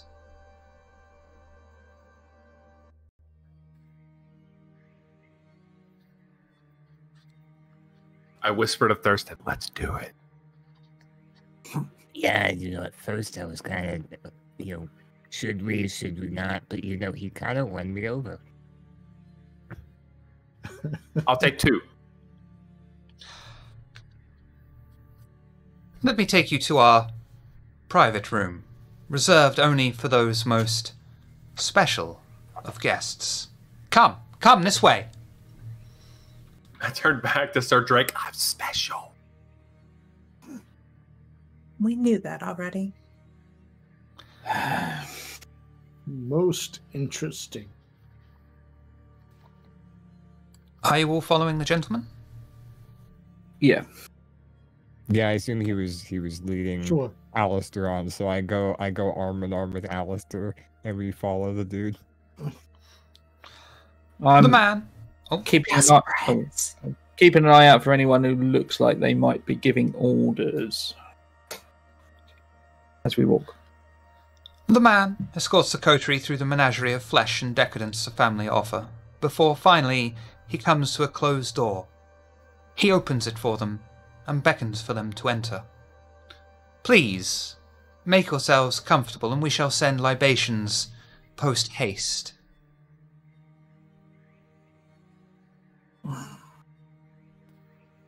Does the room look comfortable at all, or is it similar? You to just what see a we're set of looking at? stairs.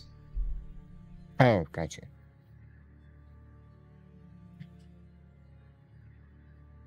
Aldrich will glance at Aldone. Is this where we need to be?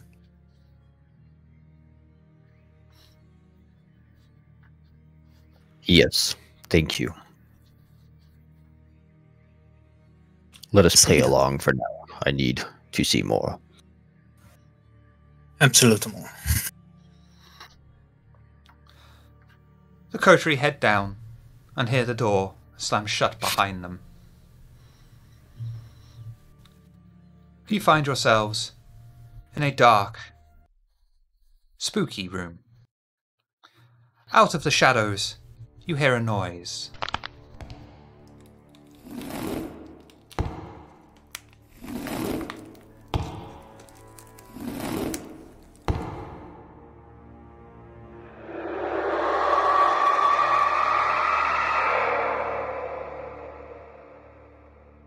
And we'll take a break.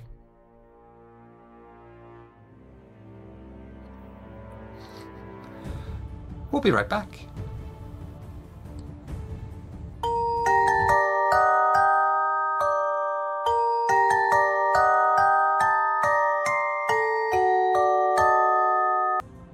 About to strike. But I shall allow you all first turn. Who would like to be first? Inspector Gray will go. Inspector Gray will kind of try to put a little bit of distance between him and the white, and he'll throw open his coat jacket, and he'll have some, like a holster with throwing knives in them, 3 on each side. He'll take one and whip it at the white. Dexterity, athletics. Whip it good. The white is going to dodge.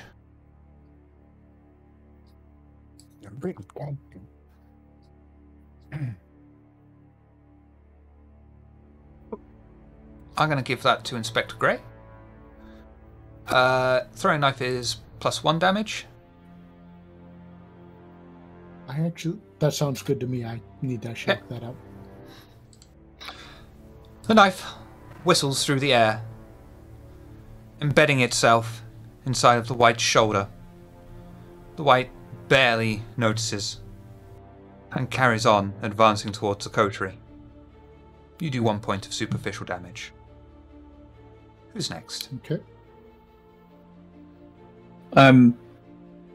So Burton would immediately... He already had his left hand on his blade when he walked into the room. Releases the catch and Itachi technique. Coming forward just after the dagger hits to strike at the white's neck. You specifically wish to attack the white's neck. I was flavor. Okay, I'm double checking. Sure. Strength melee. The white will. I think the white's going to attack you back because it's a bit pissed off at that cultural appropriation and all that. Lovely. Excellent. That took me a second. Sir Drake's katana slices through the air, making impact upon the white's tough, muscled skin, and does 3 superficial damage as the white screams out in pain. Next. I begin to sing, starting low and getting higher and higher and higher pitched, using Death of the Drum. Do a rouse check for me, please. Oh, thank God, it says whoever it's aimed at. I thought it was everybody.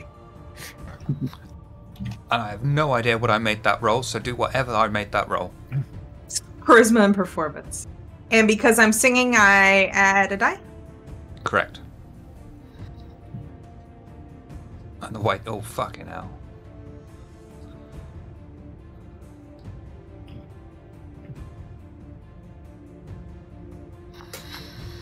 Okay. Any crystal within range? Not anymore, there isn't. Eveline. Windows shatters. Lets forth an almighty sonic blast. The white attempts to dodge out of the way of the rippling air. Unfortunately, it is unable to make it all the way through. The sonic boom makes impact upon the white, rupturing its skin and sending a shockwave through its system, doing 4 superficial damage. Eveline, in her desperation and frenzy, wills a little bit too much willpower to her vocal cords and increases her hunger by 1. Who's next?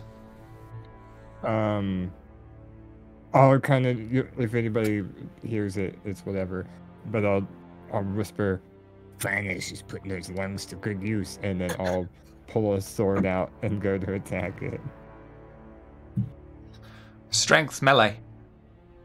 And all the white can do is dodge. I'm so used to not seeing my melee that low that I almost clicked stealth by accident. Hell yeah! Let's go, Thurston! That's +3. Thurston charges forth, taking his English broadsword, making impact upon the white, slicing it and cutting it into pieces. The white screams out in pain, with vitae dripping out of it all over its leg. It's still standing, but only barely. Who's next? It's just a bastard. It's just a bastard sword. I don't think Thurston could lift a great sword. I said broadsword, darling. Oh, did you? I'm sorry. My apologies. Who's next? Who has not gone? Aldrich would wait to So go last, probably. yeah, and question. So can it move now? How much has he hacked it, if I can ask? Quite considerably.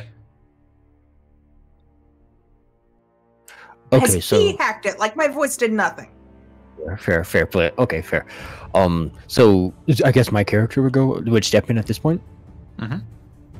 So I will step forward while biting my wrist to draw some blood to prepare for Scorpion's touch. But I need to see. I'm starting to get worried they're gonna blast into pieces. So I'll need to see what his head looks like before they're done with them. So my character is just a moment. I need to see what it looks like before you finish him. And my character will step forward while biting its wrist, but to see what the face looks like. Okay, do a rouse check for me, please. Very bottom of the sheet. Okay, I'll increase your hunger.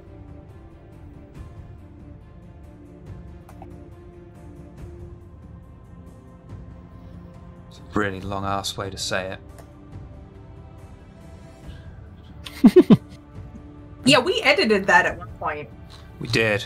We'll have to bring that over. Okay, so that is your turn. That's as you the prepare. I bite my cheek. Alistair. Is there a rock nearby? Yeah, probably. I pick up a rock and throw it. Dexterity athletics. Oh, if he kills it. I love it. If he kills it, yeah. Dexterity with and a rock. athletics, said? Yes, please. 3. Oh my god. Oh. Nope. He's like, dodge the rock, yeah. Something's gone my way tonight. Alistair picks up a nearby rock, attempting to hurl it at the white, picturing Eveline in his mind as he does. Unfortunately, the white is still able to dodge it just at the last second, and he misses. Aldrich. Aldrich just sort of looking around a little bit in awe of seeing all these fascinating vampiric disciplines suddenly on display, something he's really not seen a lot of, and almost taking a moment just to kind of not only see what everyone can do, but also it's quite exciting for him. But he's just gonna get a little more brutal, a little more regular with it. Nothing fancy. He's just gonna, in the middle of all this, once the white's not looking good, he's just gonna step forward, take his gloved hand, and just try to place it on the white's throat and just squeeze and lift, just to hold this thing still for a second. Strength. Brawl. Rousing some blood to do so. Always surging.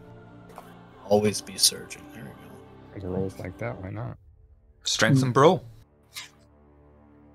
Since this is a grapple, can I have my specialty? Absolutely. So that's +2 modifier? Or is it +3 because Blood Surge is now +2 to your gen?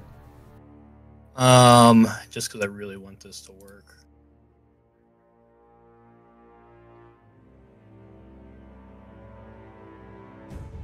Oh. That's going to go to Aldrich. Okay, then yeah, I'm just grappling, is holding him perfectly still just by the throat, just trying to keep him in control so he's not running around biting us, but And the white is mostly just flailing at you. physically dominating the situation. The white is flailing at you, throwing out its bloodied claws and trying to bear its fangs on you. Unfortunately for the white, which is only 2 days away from retirement, it's unable to move as you physically dominate it. It fought back in last turn, so that goes back to yourselves. Inspector Grey.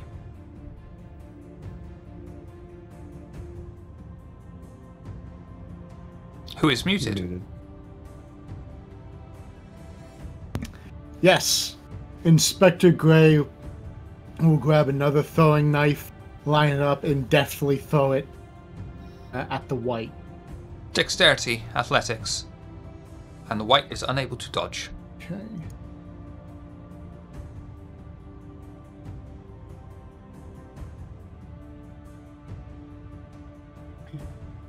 It's almost as if the venture's been in a brawl or And two. it looks light piercing is going to be a 2 damage.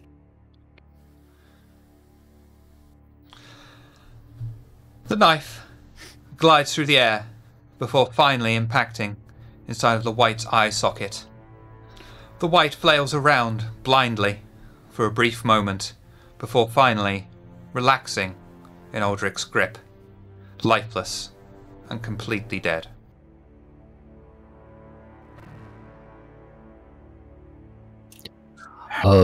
My character will just pop in at this point and kind of just like stare at everyone, you know, kind of just in surprise, and then just spit the blood out of his mouth on the floor since it was wasted. Sizzles.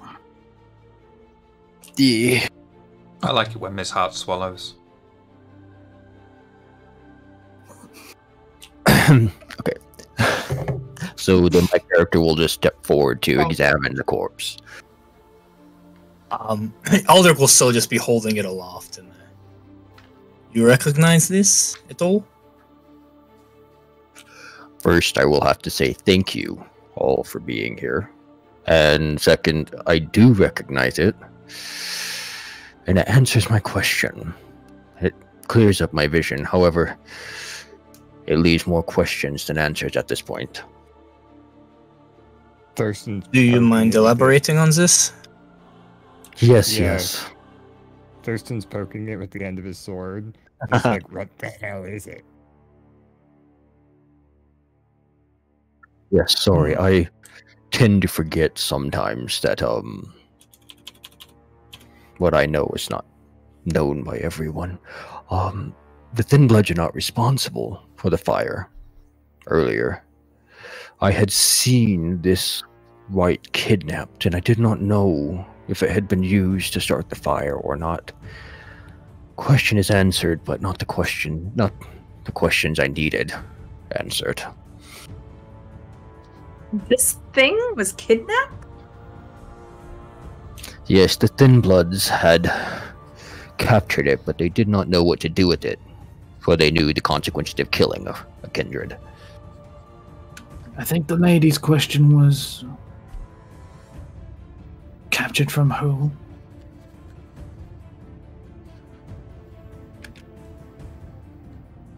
That I do not have the answer for to you. I merely saw it being dragged away. So, the people upstairs that sent us down here, do you think that they think we're dead now? I sense if we were to go upstairs right now, they would be happy to follow young Master Aldrich's lead over here, where we have taken a problem off of their hands and proven your power. They did not send this to kill us then? Is this something they would be happy was dealt with? They were concerned about the implications of having it. I think they would not be as angry as you fear. But again, it's clouded. I'm not positive. Okay, just as long as they didn't send us down here to die and are disappointed. This is Thurston, what I hate to actually disappoint you, but we're already dead. Yes, I know. I get to do it now. We should own a spa. Oh, Gray would pick up his knives if they were still in decent condition. Might want to wipe them off a bit. Yeah. As he's wiping them off, very well, I do know most clans or coteries do not like feral vampires or ghouls or whatever these are called hanging around. Causes messes, causes problems. So you feel it would be best if we bring this to their attention and tell them that we cleaned up this mess? Perhaps we go upstairs and see how they react to this. Bring these our friend here with us, and either they will want it permanently disposed, because I understand it will wake up eventually, or they'll be upset. Thirstiness. Let's go. Let's show them what we did and see how they react and take it from there. But seems we no longer have to observe certain etiquette. Everything is on the table now. So let's proceed. Well, manners are still important. Very well. Ah, but of course. The Coterie proceed back up the stairs, open the door, and find the same man waiting there with his back turned to them. Upon hearing the door open, he immediately spins round, with a smile on his face. Oh, thank Victoria! Jesus Christ! You did get rid of it, didn't you? He gets halfway through his sentence, and Sir Drake pushes him against the wall with the blade to his throat and never put the sword away. Without a word, I'm just staring at him. Yeah, I've been I haven't let go of the thing's neck, so I still have it on display. Excellent, excellent. Convince me not to kill you on the spot.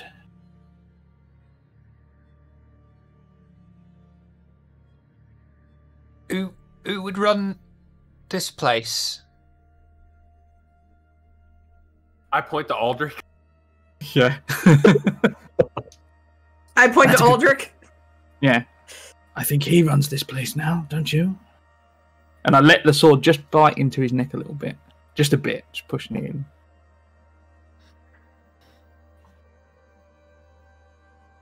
I think there's been a bit of miscommunication somewhere.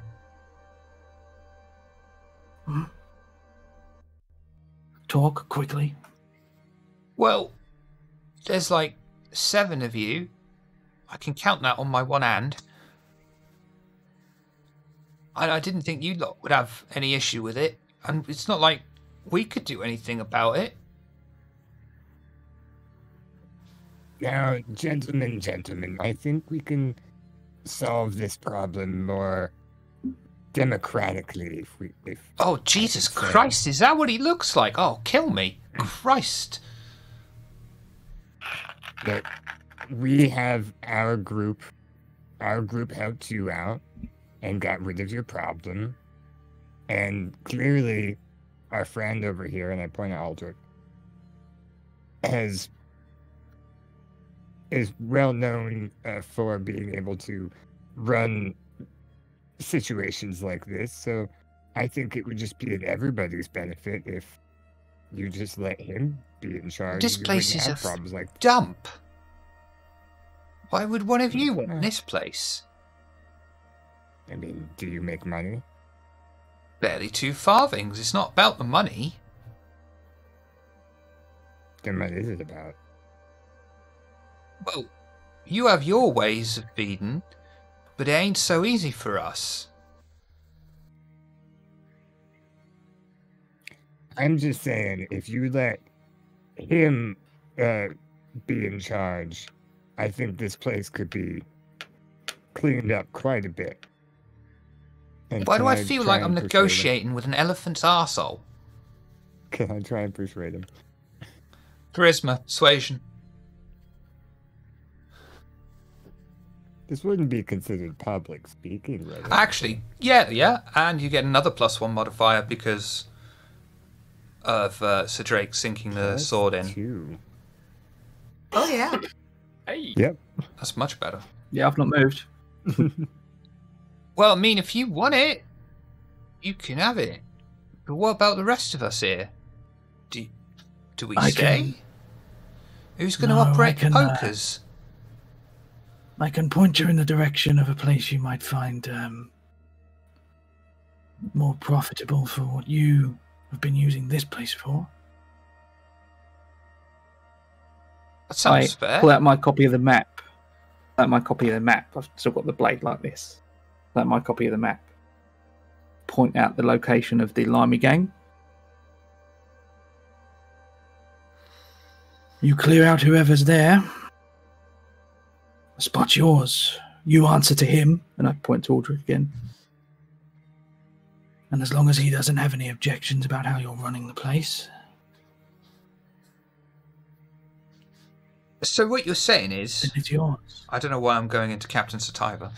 So what you're saying is if I go and fuck up these guys and work for you, we're square? I see no objection to it. Anybody else? No, I'm quite happy with this negotiation. They are mortals. You shouldn't have too much of a problem. We'll give it a try. What's the worst that could happen, eh? Just keep the masquerade Die. in mind. The what?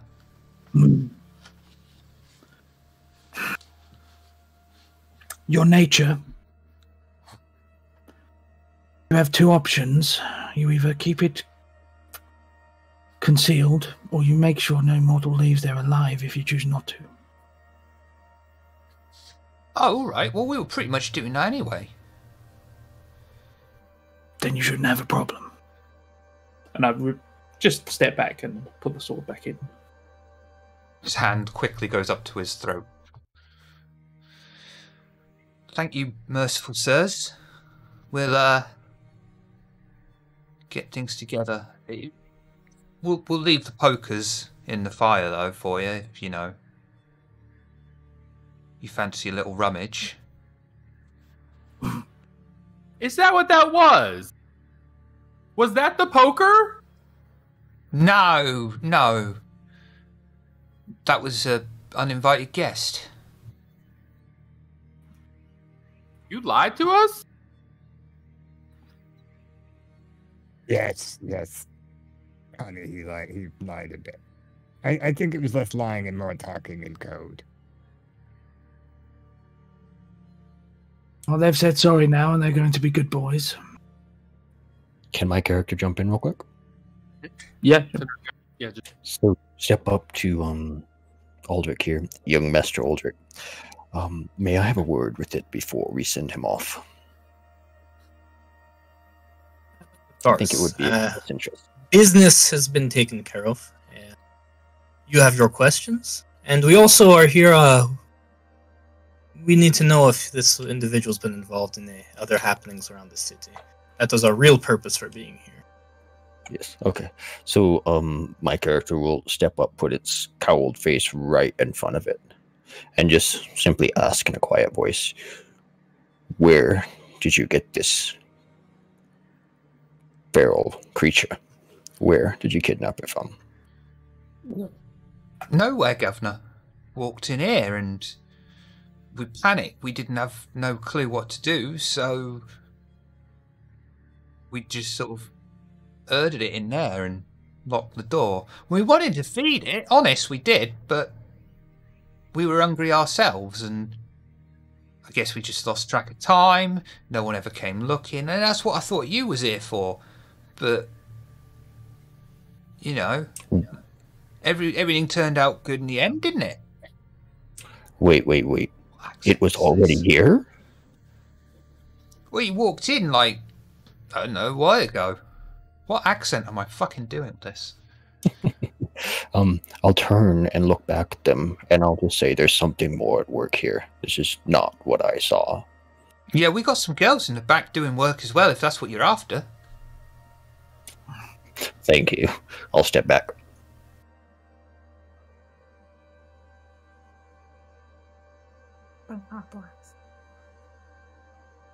I squeeze Aldrich's arm and do a little jump up and down.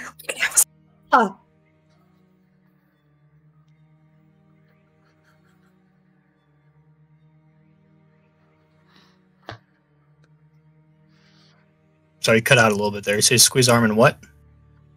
We're gonna have a spa. Oh. But of course.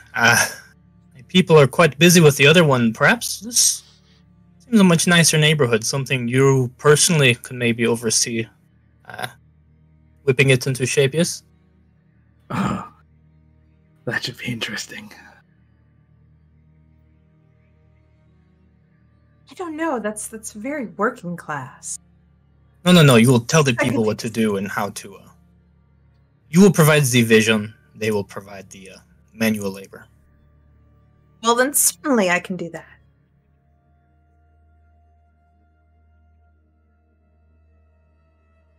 Although, if you're a friend, if you found the answers you're looking for.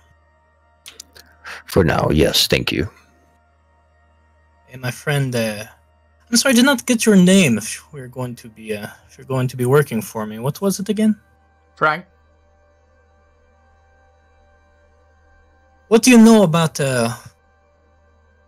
some of our kind have been unceremoniously killed, drained throughout the city? What do you know of this? And why is Your it that we were kind's been sent? being killed? Indeed. Or who would do such a stupid thing? That is what we would like to know. We were actually sent here to inquire about it. Curious, huh? Well, I mean, Seems your someone kind's... in our... Sorry, go on. Go ahead. No, you go.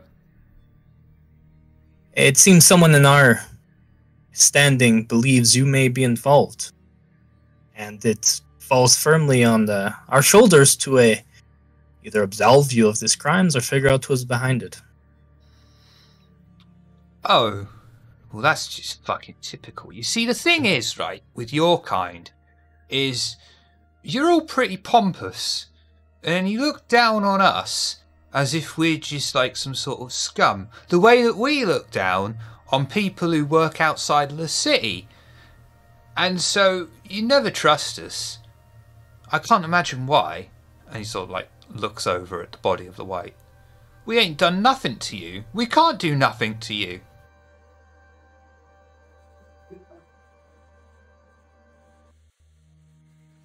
I'll look to the rest of the group. Do we believe this? I mean, considering they couldn't take out this thing and had to get us into it, part of me wants to believe him. Yeah, listen to Mr. Merrick over there. And I look over at the guy and I give him a wink. Ugh.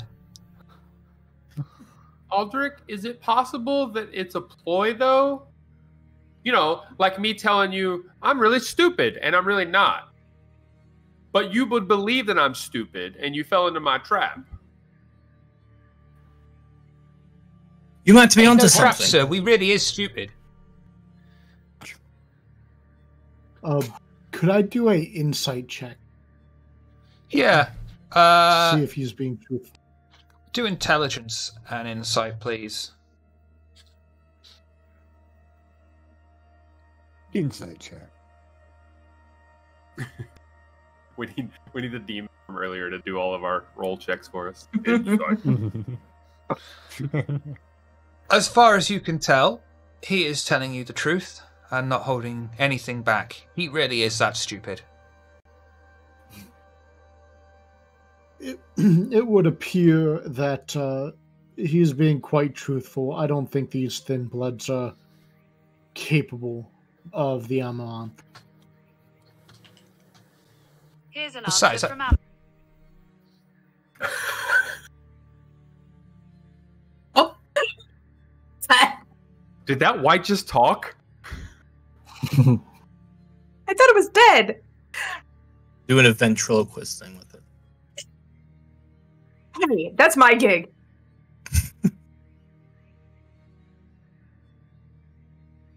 No, really. Well, if this seems on the up and up and we believe him, I believe Sir Drake gave you work to do.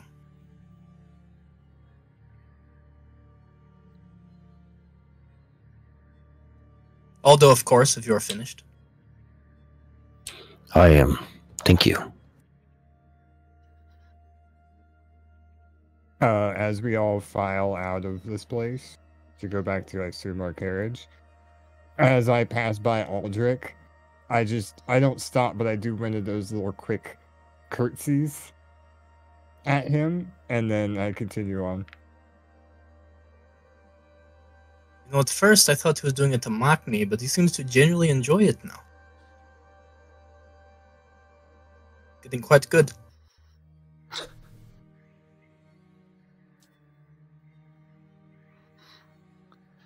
Everyone heading into a carriage then.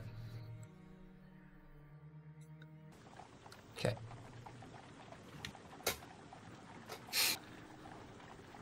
Where are you heading? Earlier- And is there anything you'd like to earlier- discuss on the route? Earlier confused me. Are we in 2 carriages or 1? We're in What's one. going He was on? talking about. Okay, he was cool. talking about getting a second. Okay, income- cool. The income that we might be pulling in, we might have like a fucking caravan.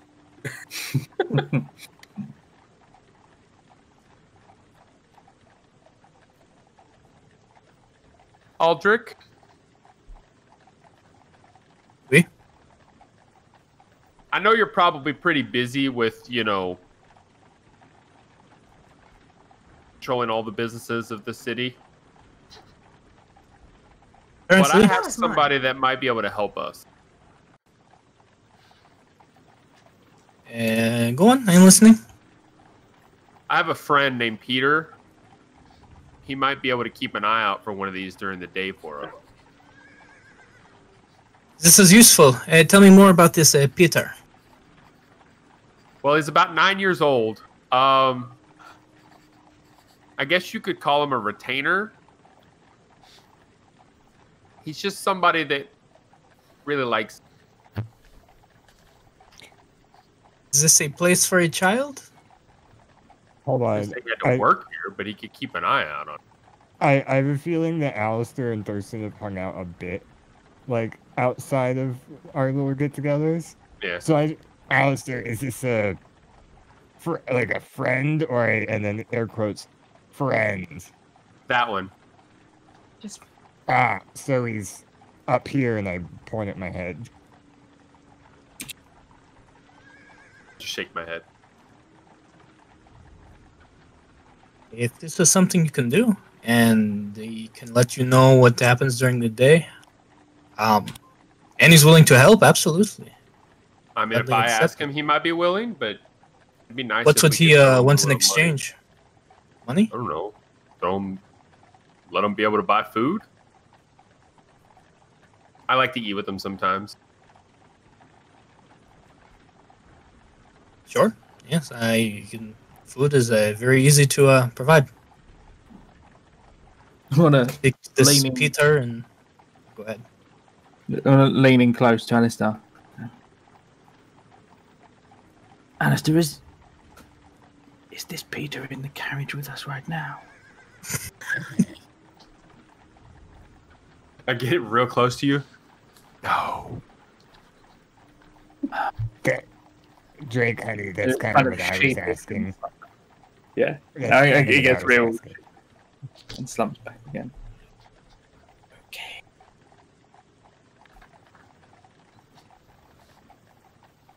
So yeah. So Yeah, Shimmer, I Aldo, guess is there in anything between else we can- sessions, I'll reach out to my retainer. Aldo, What else do you look is for? there another place that you've seen that we need to go to? Things starting to clear up for you. Yes and no.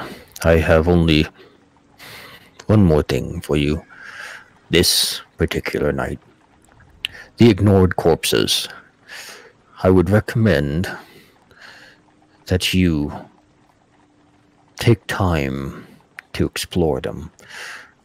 Can either be a ferocious enemy or a great ally for you in the trying times to come.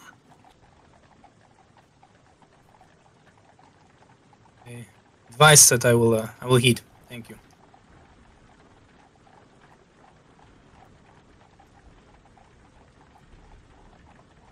If you would not mind, I would be interested in tagging along and watching you a little longer. I'm still very curious as to who all of you are and why you affect the future in such a way. Oh, you've never heard of me?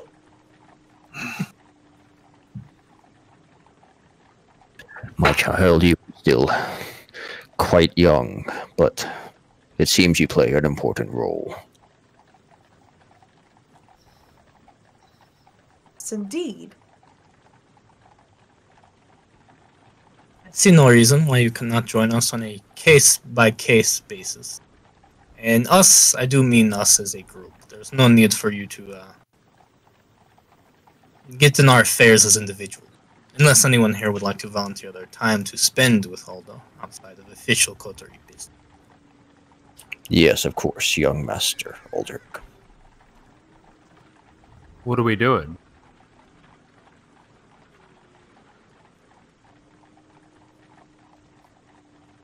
Well, how much time is left in the evening? A fairish chunk.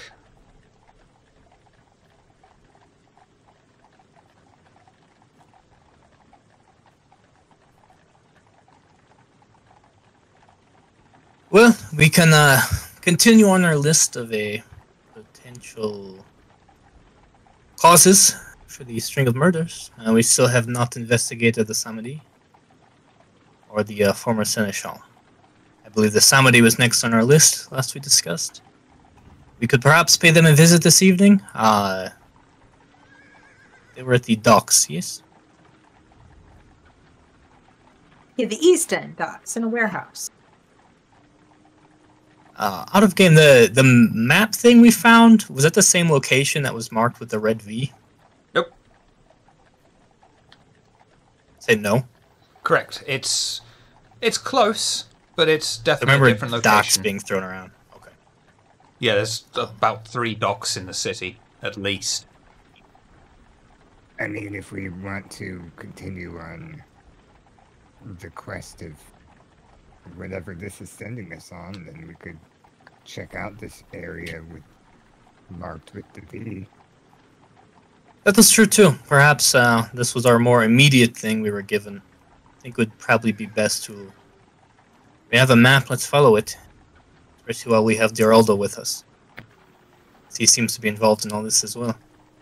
And good suggestion, Thurston. Indeed, Thurston. I would certainly second that action. Let's track down this marked location.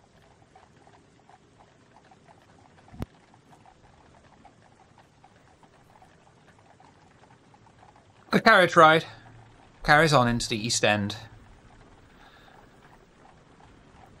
with Alistair shuffling the deck of cards and pulling the odd one out and asking Thurston, "Is this your card? Is this your card?" Eventually, they pull up at the London docks. Every single time he asks, I just go, yes, yes, yes.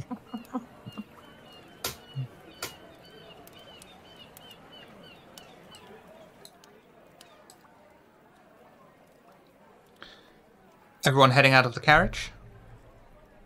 Yeah.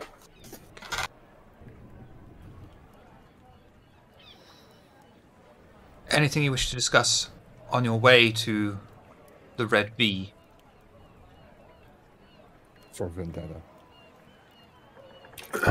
My character I will... just hold the handkerchief up to my nose the whole time. And then my character will step up once more next to Aldrich with a slight bow. Young Master Aldrich, one final word of advice for you. Valerius, he broods. He reveals he is unstable. Beware, there is more to him than that. Do you know how to reach Valerius? Not yet, but I sense my time with you will give me answers I need.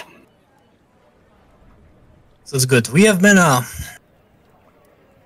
well, Valerius is, such as you claim, an elder, so we have hesitated on approaching him or how to approach. This is where you may be most valuable to it, especially if you have information about him already. Be very wary of him. But of course. Thank you. And then I'll just turn to Sir Drake real quick and say, be careful of the pacts you make.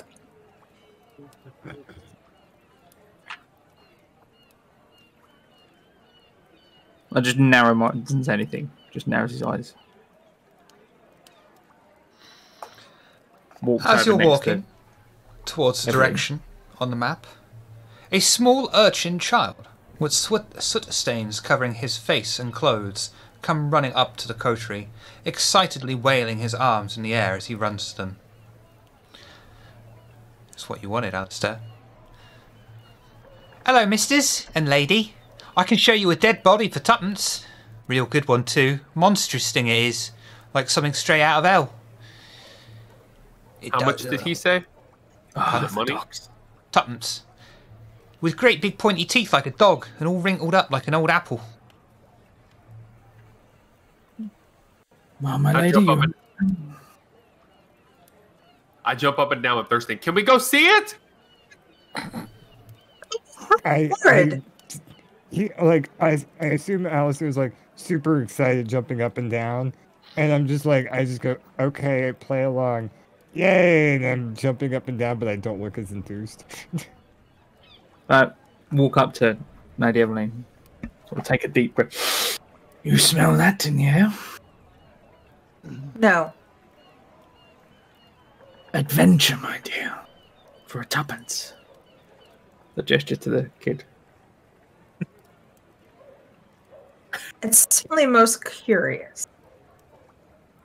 We absolutely should be investigating this. It could be a breach, perhaps. It is settled. I will pull out a tuppence to the child. This way, sirs, this way. Really shouldn't give that to him until he actually shows it to us. Yeah, don't. Tuppence is He fucking will life. dread us. The last of us would kill him.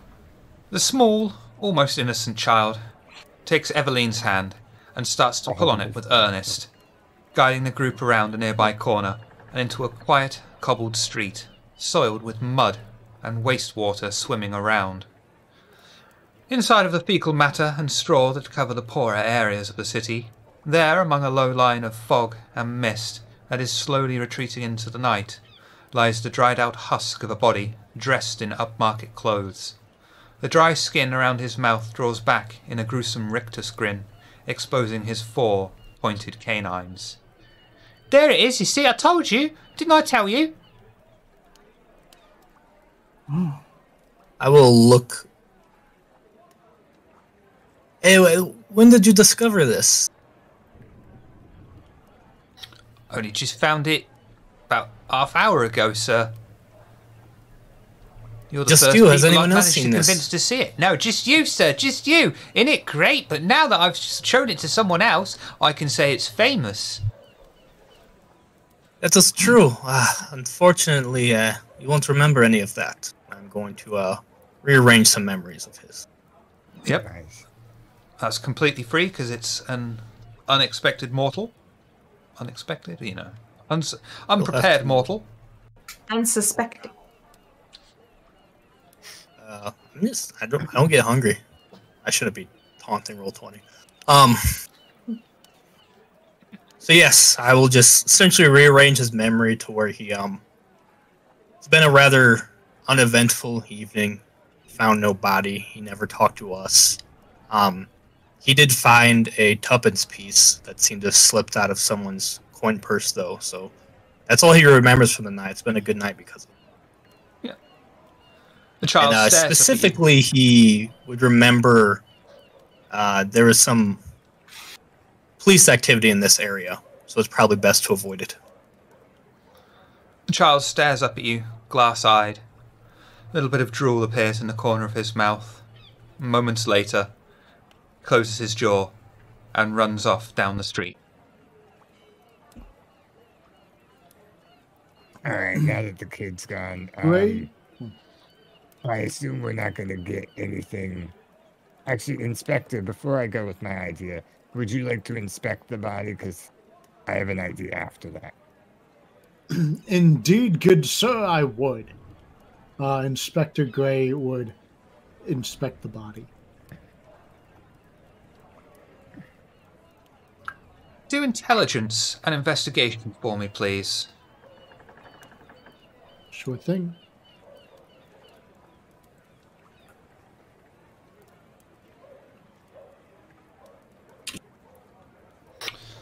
Inspector Gray, with your experience, I believe as you inspect the body, this would immediately come to mind.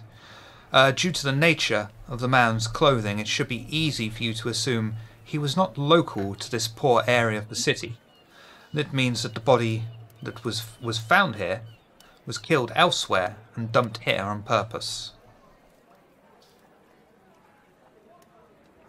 Inspector Gray would turn to the group. Well, you see, based on how well this individual was dressed, the signs of their upbringing and the stains on their clothing, it would appear that they had not been murdered here, but rather murdered elsewhere and dumped in this filthy place.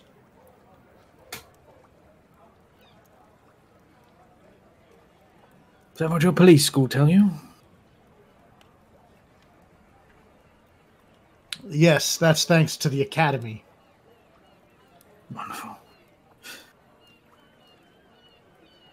I want to look through his pockets and see if he has anything on his person. Excellent.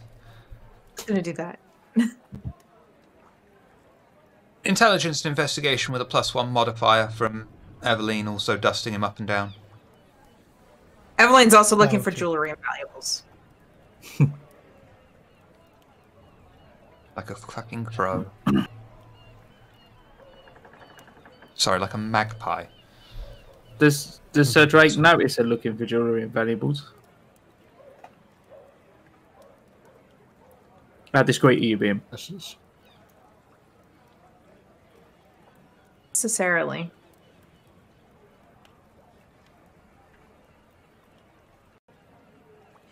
Okay. You rummage through the pockets and find an engraved pocket watch. The watch face is cracked and is stopped at exactly 1:45 a.m. On the other half of the watch is a picture of an older, but still objectively handsome woman.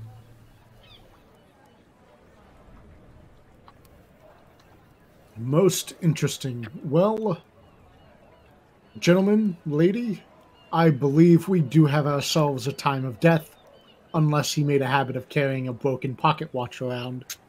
And the inspector would dangle a pocket watch in front of the group.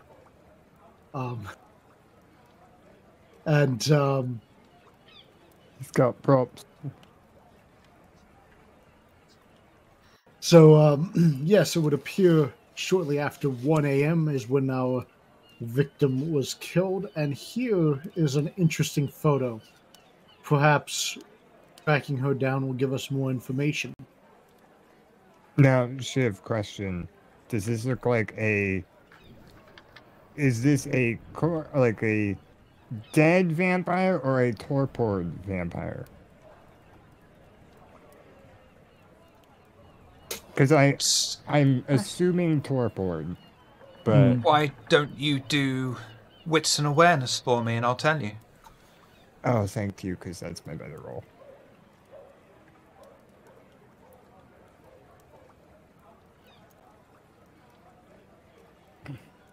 I want to re-roll. Yeah, I haven't rerolled tonight. I'll reroll.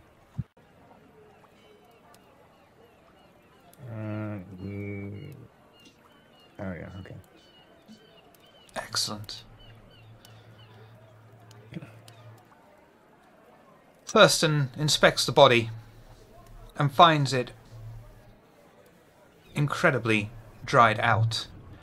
As he inspects the body, he noticed that the body's chest cavity is noticeably collapsed, as if it has been drained entirely of fluids.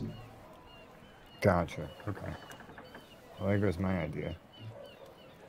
It would be fair to say that you would recognize a kindred that has been Drained. completely drained. Okay. Well, there goes my idea. Turn to Aldo. Is there anything, perhaps in your area of expertise, that you can determine is off here?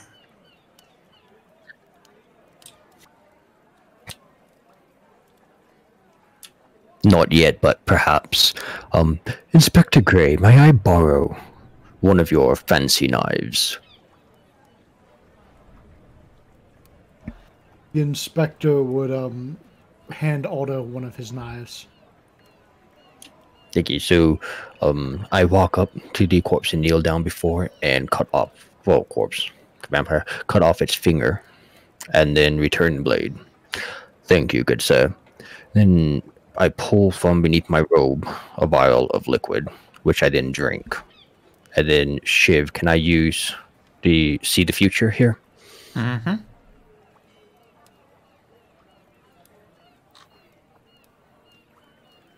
Do you want me to do the roll for you?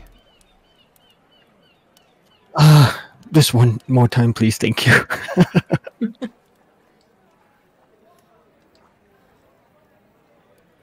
Damn.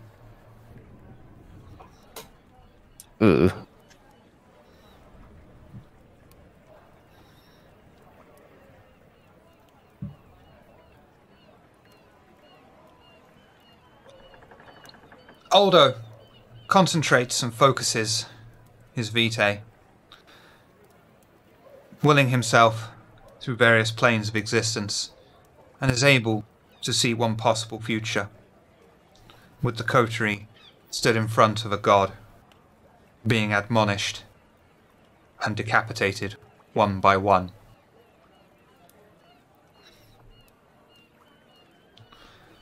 A woman is sitting next to the god, with a particularly smug smile on her face.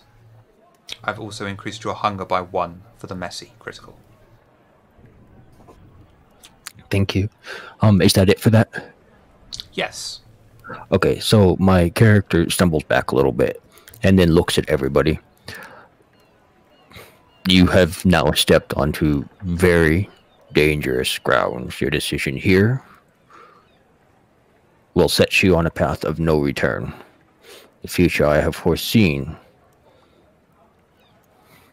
is demise, but your future, oddly, is not set in stone. So I can only give you the information, but not in which way you should act.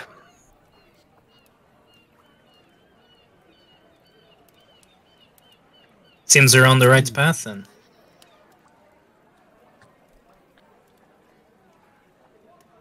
One Be who careful. not fraught with potential danger is not one I'm interested in traveling.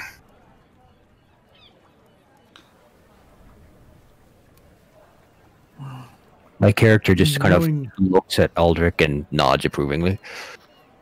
I think it's fair to say as well, Aldo, that you would know that this site is far from gleamed of information, if they wish to investigate further.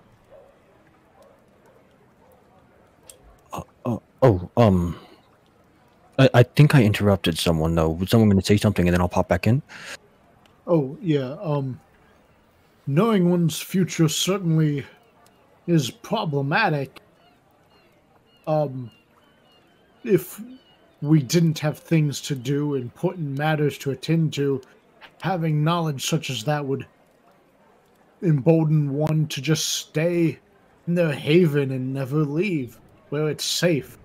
That seems quite mundane. Young one, if you do nothing, you will perish just as surely. And then I turn to Evelyn.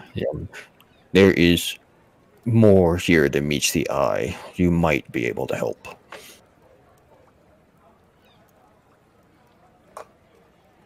Help with what?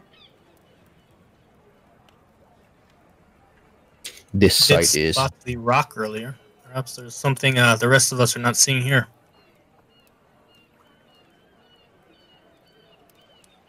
I look down and with a disgusted face, look in the muck below us. Wits and awareness, is that your preferred one?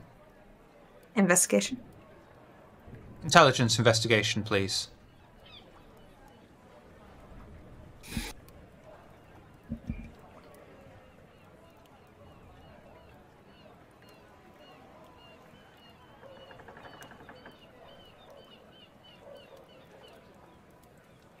I get that and I can reroll.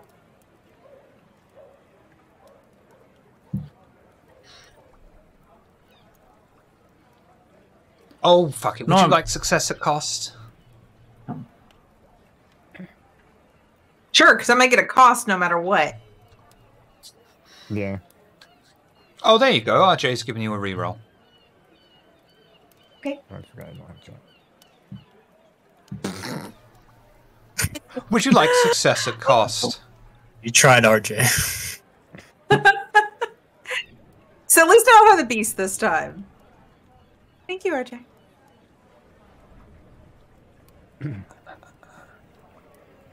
Okay. Eveline begins to feel her way through the muck and shit on the floor, noticing something sparkle in one of the body's pockets. The beast crawls up inside of her and screams. She's able to suppress it for the meantime, but at great cost of vitae. Increase your hunger by 1. She reaches over to the pocket and pulls out of it a large brass key for a mortise lock. Upon the hilt of the key is an image of a bull with a large circle behind it, casting lines out of it. I show it to the rest of the coterie. This key looks like it's to something very important.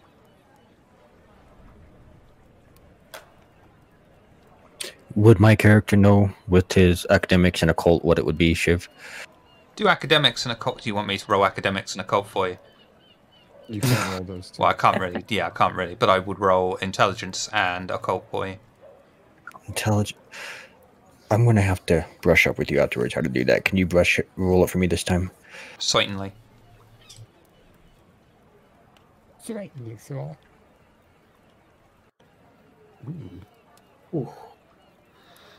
You will recognize the symbolism upon it as that of the cult of Mithras. Okay, so all this young ones, this is for the cult of Mithras.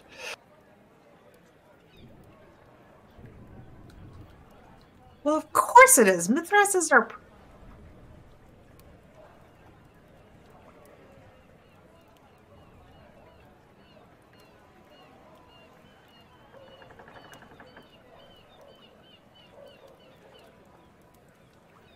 So Drake's oblivious. He's been away for 10 years elsewhere.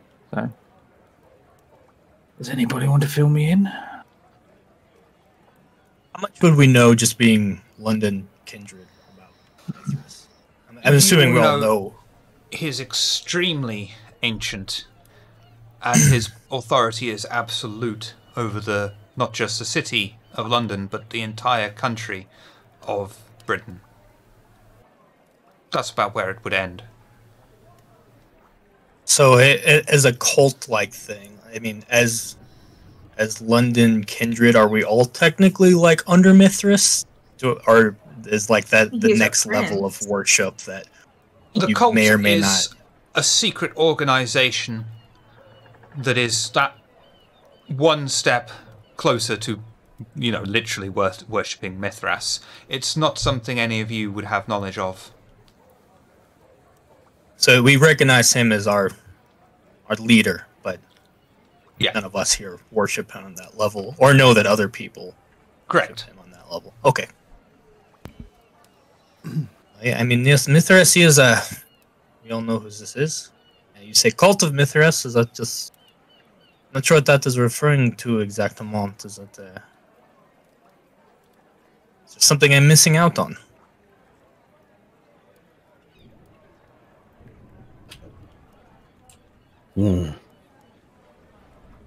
I fear it would be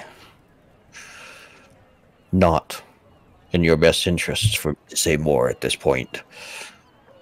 Some things in the future are best left unsaid. Do they give punch and pie? Some punch, not so much pie, young one. You know how the saying goes, don't drink the punch. This individual followed Mithras. Oh, go ahead. Cults often are secretive. Perhaps a cult regarding Mithras is much the same way.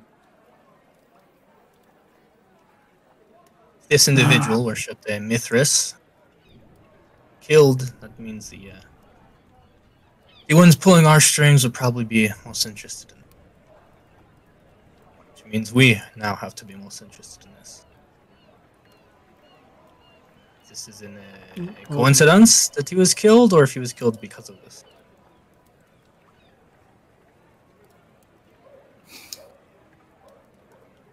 We certainly need to find some evidence, whether or not it's coincidental or something more sinister. Shiv, I would also like to actively use Sense the Unseen to see if I can find anything here. Okay. Don't need to roll. That'll be an automatic success. Okay. As you look around, you don't see anything of a supernatural origin. See mud? Okay. Yeah, you see plenty of mud and shit. Are you using Sense the Unseen on mud? Yeah. Well, I'm using it on the dead throwback. Kindred. Can There might be some mud present. Sir Drake use some of his tracking knowledge to see if there's a more mundane physical trail? At this juncture, there would be no way for you to pick up a trail due to the Mud. human waste that covers the street. I will. Let's go with mud. I'm gonna talking kneel down about next to piss. it and poke its head and look back. Can we wake it up? Oh, that's what my idea was, but this thing's gone. Whatever it was. I try to pull a thing out. So, if I could just jump in here while they're doing that, can I just kneel down and search the body myself? Absolutely. What have you got? Okay. Do you want me to roll for you? Yes, please, sorry. No worries. Great. I'm not having that.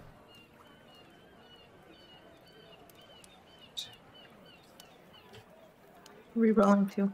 Fuck me. Now you know how it feels, Shiver. Okay, so success at cost on increasing your hunger. Oh no, he's at 4. As you search around the body, the beast inside of you screams up, and once more, with your experience, you will it down at the cost of burning your vitae. However, on an inside pocket, cunningly concealed, you find a small skull of a bird and a black feather. Would I know what this represents? No. Okay, so then I'll just stand up and present it before everyone else. And with the defeated words of, I do not know what this means.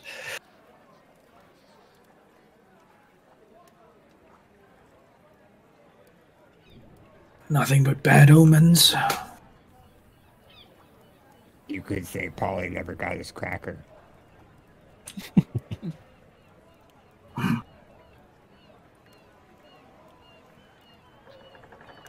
Interesting. I sense there is nothing more here to be found. No, let's put this body somewhere where people will not find it, and then continue on to the marked location on the map. Any occult type stuff that would refer to? Nothing that you would have I knowledge think of. I think Mark knows, but okay. Shiver, based on where we're at, is there any rope? Oh yeah, you'd have no problem finding a length of rope.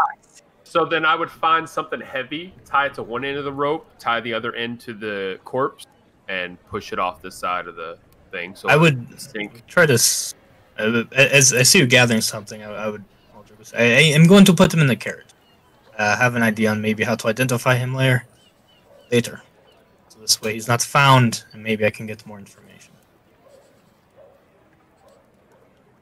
If that was okay with you. Since I've become accustomed to like disposing bodies, I'm like sitting there with the rope while Alistair's got like something really heavy. Yeah, somebody said we need to get rid of the body, so that's what we're doing. So And- now we're going back. and I'm Yeah, like- if you want it, you carry it. Yeah, if that makes my job easier, and I just drop the rope. Yeah, let's put them in the garage for now. Also, retroactively, did we decide what we did with the white? The white's not dead. If it's okay, can we have found something to stake it with back in the other place and also threw that in the carriage? I'm just gonna collect these bodies for now and figure something out later. God, it's like I'm playing Eve again. we have a like the white went into torpor. It's not dead. It is dead. Okay.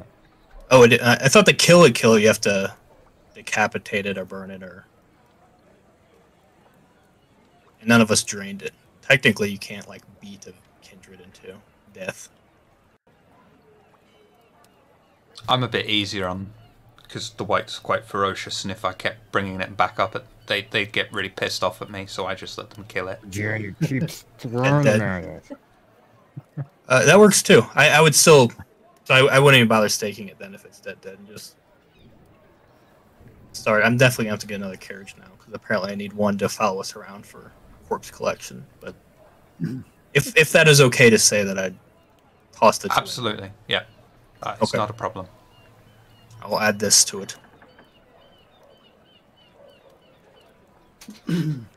Your character sheet's going to be like, carried equipment, corpse, corpse, corpse, corpse. White.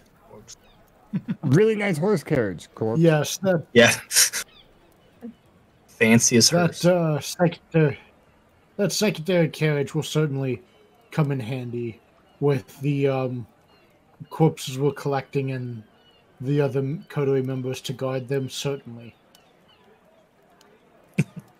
You know it would be a lot more useful than a passenger carriage? We should get a hearse.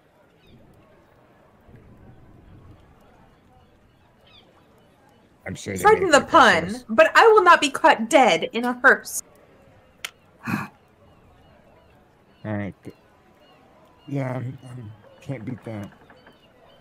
To be fair, technically, don't we already ride in a hearse? We're all already dead. Turn every carriage into a hearse. Alright, we'll pile them up, and we'll check out this V.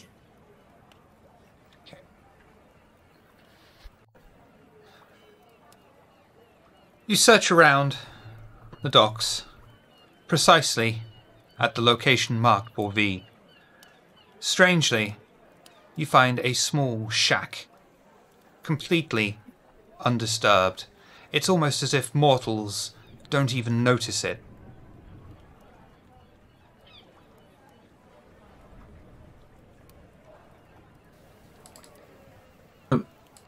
investigate the door to the shack. Do a willpower check for me, please. Ooh. I would like to roll insight on the door.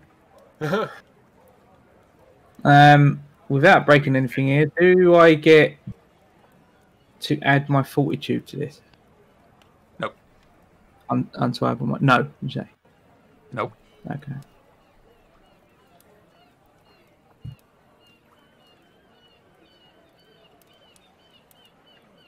Like 3 willpower? Sir Drake attempts to go toward the door. However, no sooner does he have... Oh, you've been given a reroll. Oh, nice. Okay. You can straight up hit that little reroll button in the chat Mhm. box. Yeah. That makes it easier. There you go. Go. Who gave it to you? Thank you for that. Traven. Draven. Appreciate it, Traven. Sir Drake approaches the door Course of history. and opens it, finding inside the shack, completely bereft of absolutely anything, yet no dust anywhere, and a trapdoor in the center of the floor.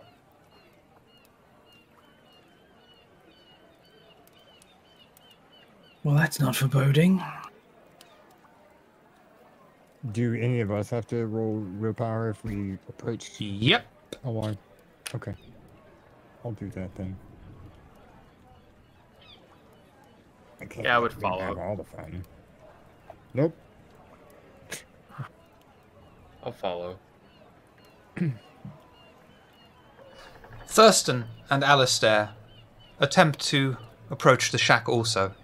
Thurston, no sooner has he set his mind upon approaching the shack, than he finds himself changing it and standing still. Nope.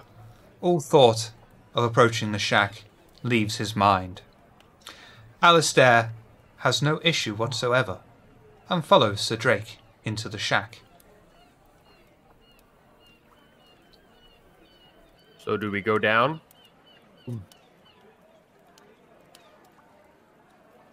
Well, I'd prefer all of us. Thurston, is there a Very well. problem? No, I'm just standing here. I would venture to say that is a problem then.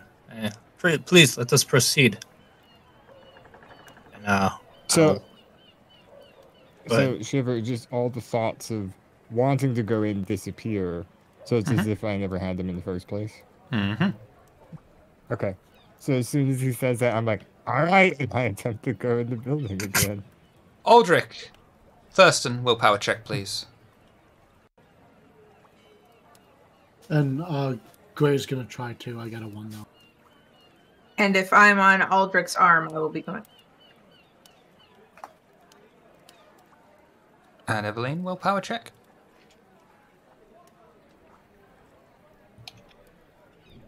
Damn, Evelyn. Unfortunately, no sooner very well. does the idea to enter the shack come into your mind, but it simply leaves as soon as you turn to face it. I would act, Shiver. I would like to do something, Doctor, or with Sir Drake. Sir Drake, I'll be like, you should go check on everybody. You seem to be able to route them in to come in real quick. And as soon as he turns around and is not looking at me, I want to activate Unseen Passage. Okay, yeah. Okay, do a rouse check for me, please. Getting hung up.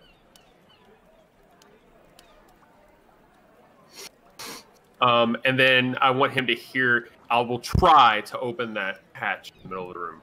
Yeah, that's free. That's not a problem. I didn't know if it was locked. You will see a set of stairs that lead down into darkness. I assume there's probably kind of a creak to it because it's Victorian times. Yeah. So Sir Drake would hear that. Gods. I'm still. I turned my back, but I'm still inside the thing. Is there anything inside the door? Absolutely Or on the back nothing. of the door? Nothing. What is it you're after? Maybe we can come to an arrangement. The source of whatever the hell's pushing everyone back. Oh, you're not going to be able to find that. Okay. Would my character be able to with academics and occultism? Since I honestly didn't realize how low on willpower we all are. Let's find out, Aldo. I'm not. Yeah. Me and Drake Aldo. spent ours already. Oh, good. You are able Yeah, to yeah, see a drawn-out symbol upon the door. You will recognize it as a ritual, a ward against Kindred.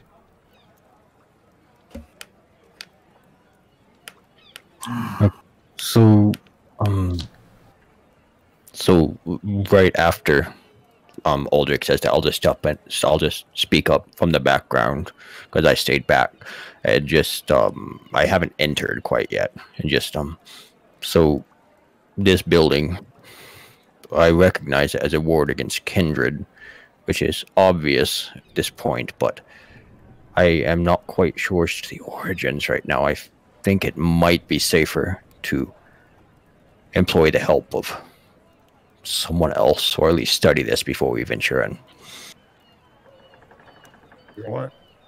Ward against Kindred? They walked right in. See? And I attempt to walk in the door again.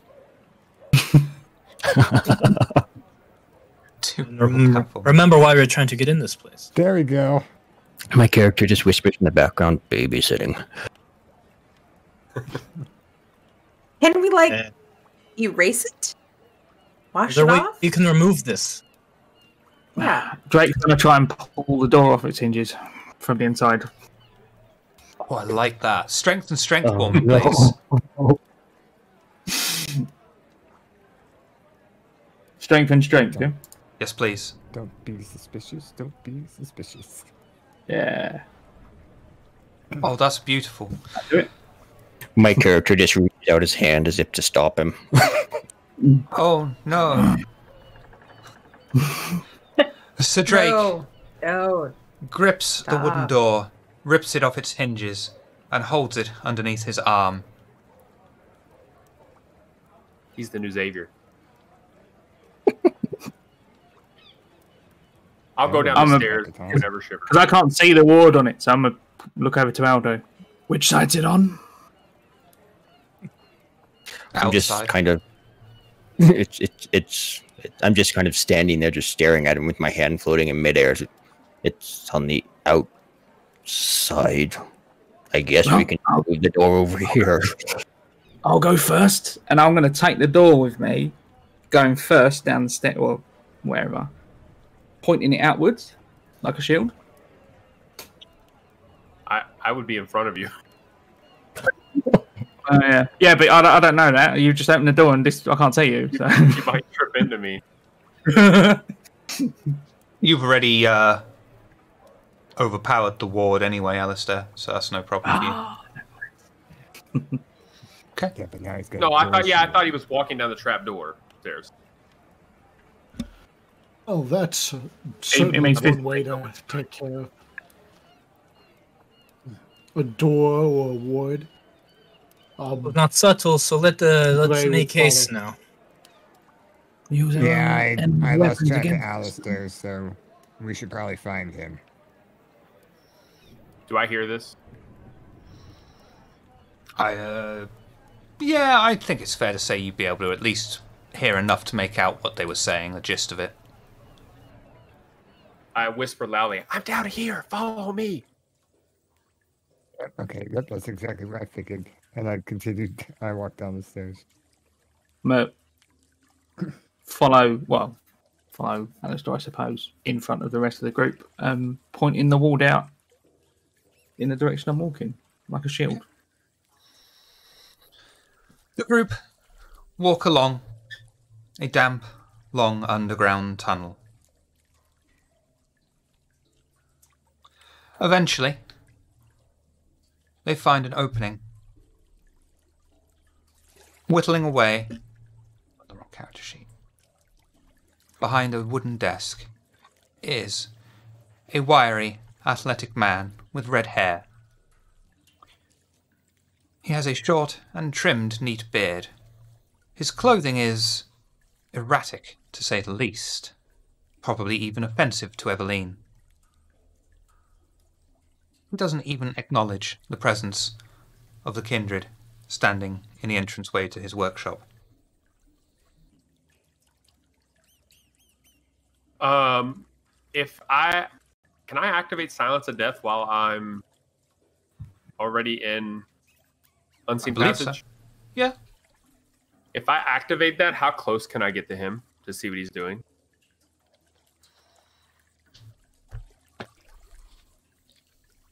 I would like you to roll. That's a new one for me, actually.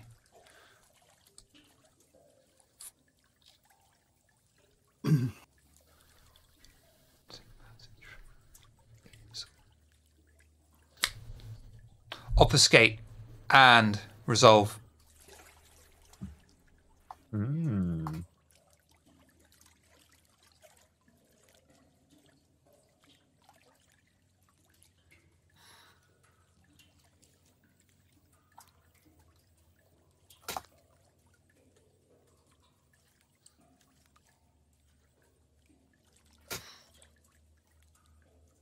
Sticking with it? I mean, I don't think you could count on getting the criticals. Does a natural 20 hit? You just did that, okay?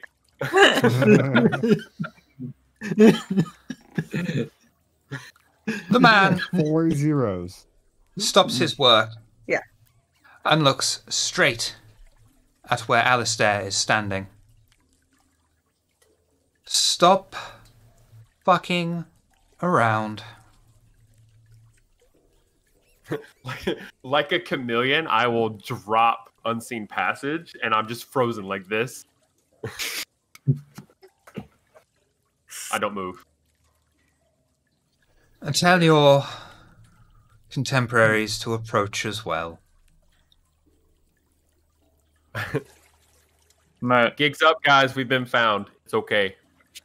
Approach and train the ward over him. I want to test him. If it's still working at all. You can't use my own ward against me. Well, And I discard the door. that answers one question. It's yours. I am intrigued to know how one so young were able to get past my own defenses. I just walked right in. Yeah, I just walked right in. Aldo Evelyn just points at the door. and then Aldo just stays back in the entrance to the doorway and leans to the side without answering. If I mean, you do you, but maybe ward the trapdoor too. That was relatively easy to open. You think such young kindred could talk to me in such a way? There was a time when I ruled this city, when I was the villain in charge, and now you dare to enter my sanctum and pronounce to me how I should defend myself. I kind of just sidestep behind Aldrich. I continue watching for a moment longer, watching Aldrich. I let go of Aldrich's arm and kind of push him forward a little. All right. I'm standing next to him. Aldrich hands. Not to be rude, but may we know your name? All kindred should know my name of this city, for I am Valerius. I see. I do know your name. And I do know As it that you should have be. a... But perhaps you're not known for what you want to be known for. I sort of look around. This seems an ill-fitting setting for one such as yourself. My There was a character time... Sorry, Aldo, go ahead. Wait, sorry, go on. No, you go. I was just going to say my character stepped forward and bows slightly, and just simply says the words "thank you" on behalf of the Tremere. Ah, the Tremere. My greatest gift and legacy to this city. One of the few that remains.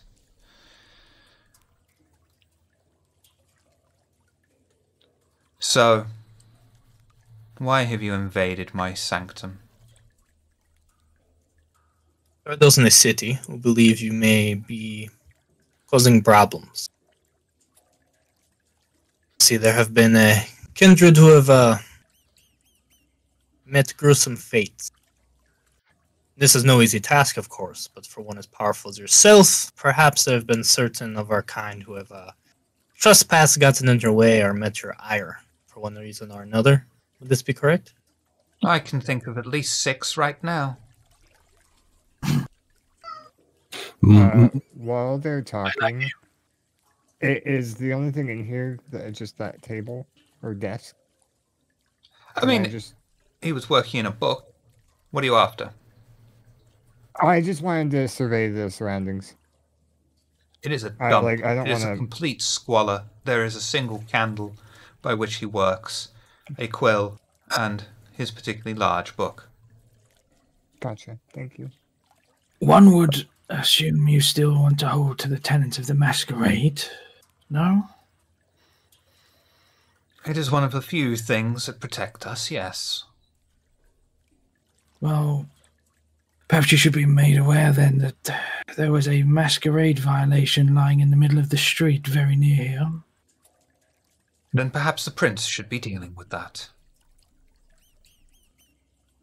And you don't fear such a violation so close to your home putting you under any sort of threat? I fear no kindred. My character will just step forward a little bit here, just whisper softly. They are young, Lord Valerius. We were hoping we might enlist your help for some information. They invade my sanctum, and they expect me to trust them immediately? They I are apologize. We had no idea this was your sanctum. As I said, looking around again, I would not imagine one as you would hold sanctum in a place like this. Ah, Imagine my surprise when it is you, the great Valerius, we find. such a silver tongue. Perhaps we share blood. Are you clan of the kings also? But of course. Intriguing. I shall offer thee a deal. I have tasks that need completing. I am unable and unwilling to leave my sanctum. There are plenty out there that would do me harm on sight. But do for me these tasks, and perhaps we may be of assistance to each other.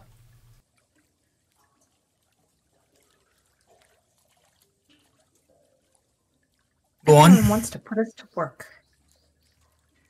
There was a time when I said something and people did. I would proclaim it from the mountains, and it was done. Now Childer invade my haven and question me. I have a ghoul. The ghoul is missing. He has knowledge that is important to me. I wish it kept, at least to itself, if not myself. He was last seen when I sent him to the British Museum. Perhaps Aldo here is able to assist, as the British Museum was gifted to the Tremere. Find him. Dispose of him or bring him back to me. I care not which. It will be done.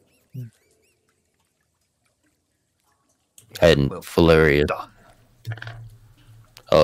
if I might, once more, we were led here to you. The fire held clues to you. I sense that there is a much more ominous force at work. And thank you for your patience on our behalf. Does the bird skull and raven feather mean anything to you? Of course it does. You wish for me to impart knowledge upon you freely? What's in it for me? I wish to perhaps unravel or prevent whomever is pulling the strings in the shadows on all of us, yourself included. There is always someone pulling strings, pushing pawns, moving shadows. Han may fight back at some point. There is no fighting back. You do as you are told. I do as I am told. It all goes back to those more powerful. Usually in this city, Mithras, when it should be me. I understand. What would you have me do? Would disposing of the ghoul be enough for your knowledge? I would prefer the ghoul returned, but if that is no longer a viable option, destruction is acceptable. I will find a way to return it to you. You will. Because he's morbidly curious. Thurston will kind of step forward and say, "Sir, if I may, if we are to be doing these actions for you, then imparting any knowledge that we might need would be most helpful, say, like for the skull and the feather that Aldo here has." You dare to question me when you look like something that dropped out the Sphinx's nose? I'm just imparting advice in your direction. Advice from a child. My sire was Bindasura. Who was your sire? A floating turd in the sewers? Us Nosferatu have quite a good reputation in the Camarilla. We might be ugly, but we are useful. I care not for your Camarilla reputation. You think you can come here with vague promises and grandiose titles that mean nothing to me? I have given you a task. Get out of my sight.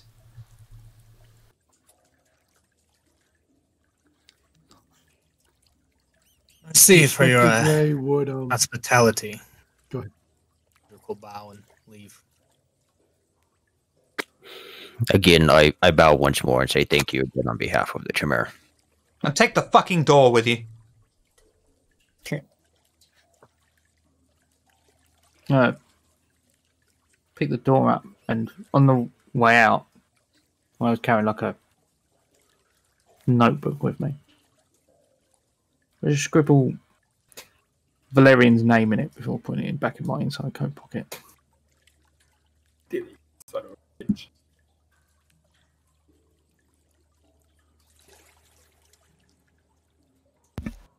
Heading out. Drake, perhaps we can put the door back in its... bolt it back in place. I look at the hinges, which are probably busted. Well, it's obvious that his ego is... he's down here. Fine. Are we outside of his haven, the upstairs haven part? Yeah. Thurston, who am I? Oh, you're big children, but I need your help because I can't do anything myself. Oh, he has a point. You've got a point. You always seem to have a Talking point. a lot of bullshit. And here he needs Everyone our giggles. My character just whispers into Aldrich's ear.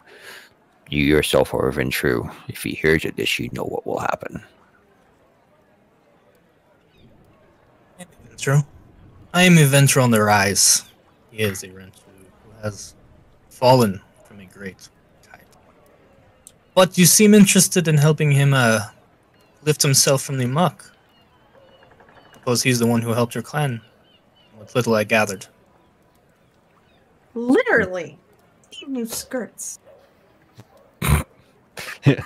Yes, the Tremere were permitted into this country by Valerius, but I warned you before, he is not what he seems, Aldrich.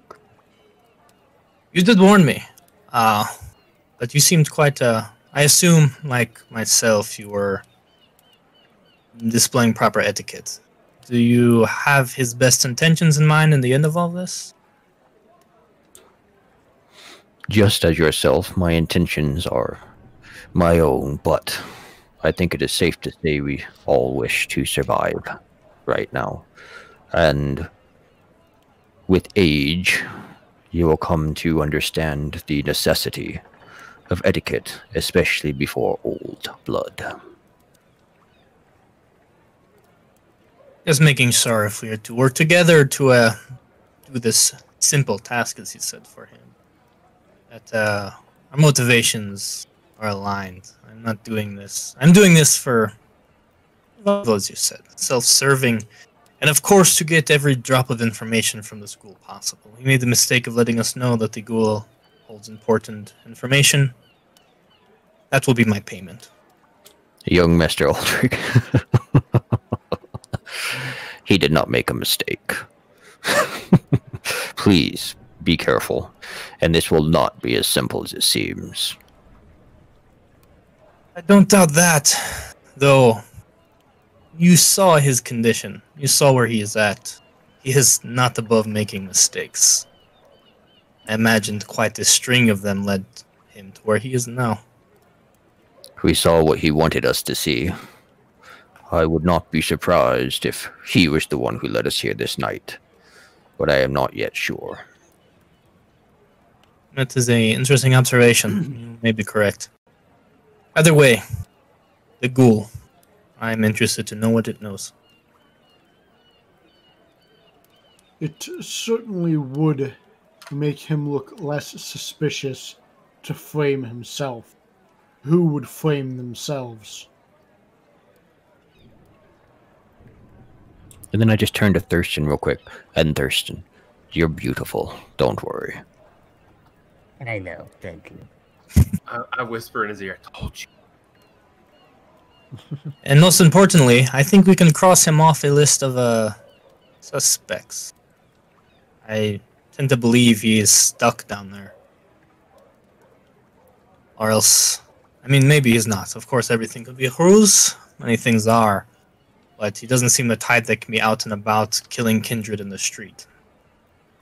He also said he couldn't leave. Exactly. He himself alone cannot leave, young ones. Only he, if he is to be believed. Right, but he's lost his ghoul too. He literally has nobody. If he had people that were powerful enough to be killing other Kindred in the street, he would have them taking care of these matters, not strangers. Or children.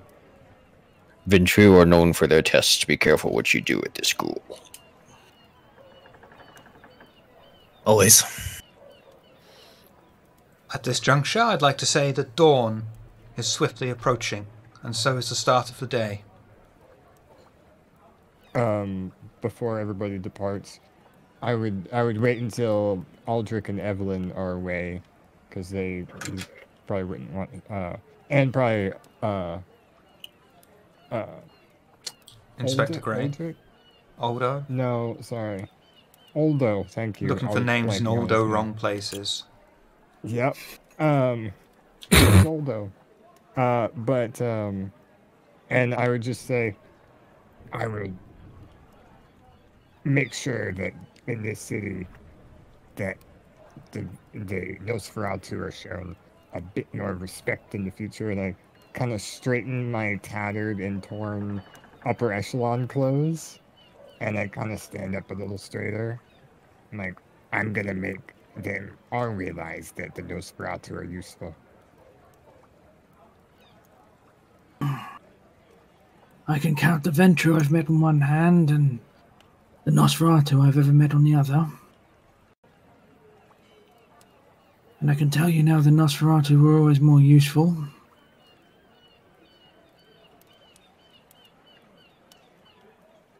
Thank you, Cedric. It's appreciated. My character begins to walk away at this point, but I turn to Sir Drake on the way. Remember the Samedi and walk off. I'd like to have a moment with Sir Drake as well. Sir Drake's so popular. Mm-hmm. I was intrigued to see that you took the initiative dealing with that West End business on quickly having that individual not only turn his business over to me, as you seemed to turn your nose up at the whole affair at the other place, but you seemed to direct him at another gang. Curious why. Did not peg you for the type to be pulling strings and getting involved in a simple kind gang warfare. They were on the list, were they not? Saves They us were. time. They were on list to be investigated, not killed. Sent over a hit squad. You did not send him over to find information. I have ways of pulling information once our thin bloods have done what we sent them to do.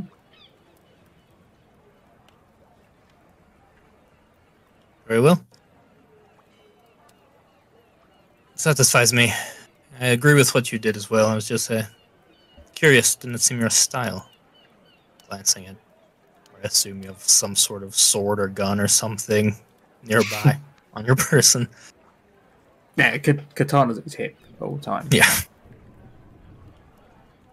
Very well. I will keep you updated should I hear anything from Frank. I'm interested to see how you pull information from the corpses. Next time you're in the mood for a spot of reading, I might recommend The Art of War.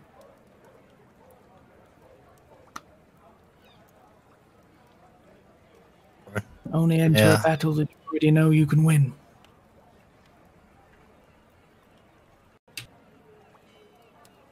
Such wisdom. I will take it to heart. I'll see you on the tomorrow's moon, Sir Drake. I'll take my leave. Yeah, I'll do the same. Thurston. Willpower check for me, please. Oh, no. Oh, okay, never mind. I know what this is for.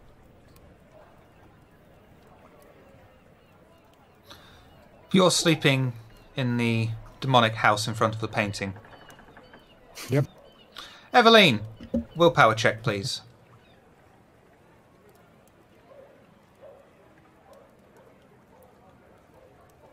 You're sleeping in the house with the demonic painting. Can't reroll? Can't reroll willpower. Can't reroll willpower? Okay. Damn. So Drake, do a willpower check for me.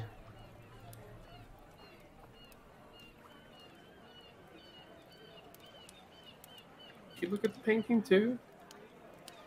No, I didn't look at the painting. No, you didn't look at the painting. But you're sleeping in the demonic house in front of the painting with those two as well this week. I think it's because he talked to it by himself.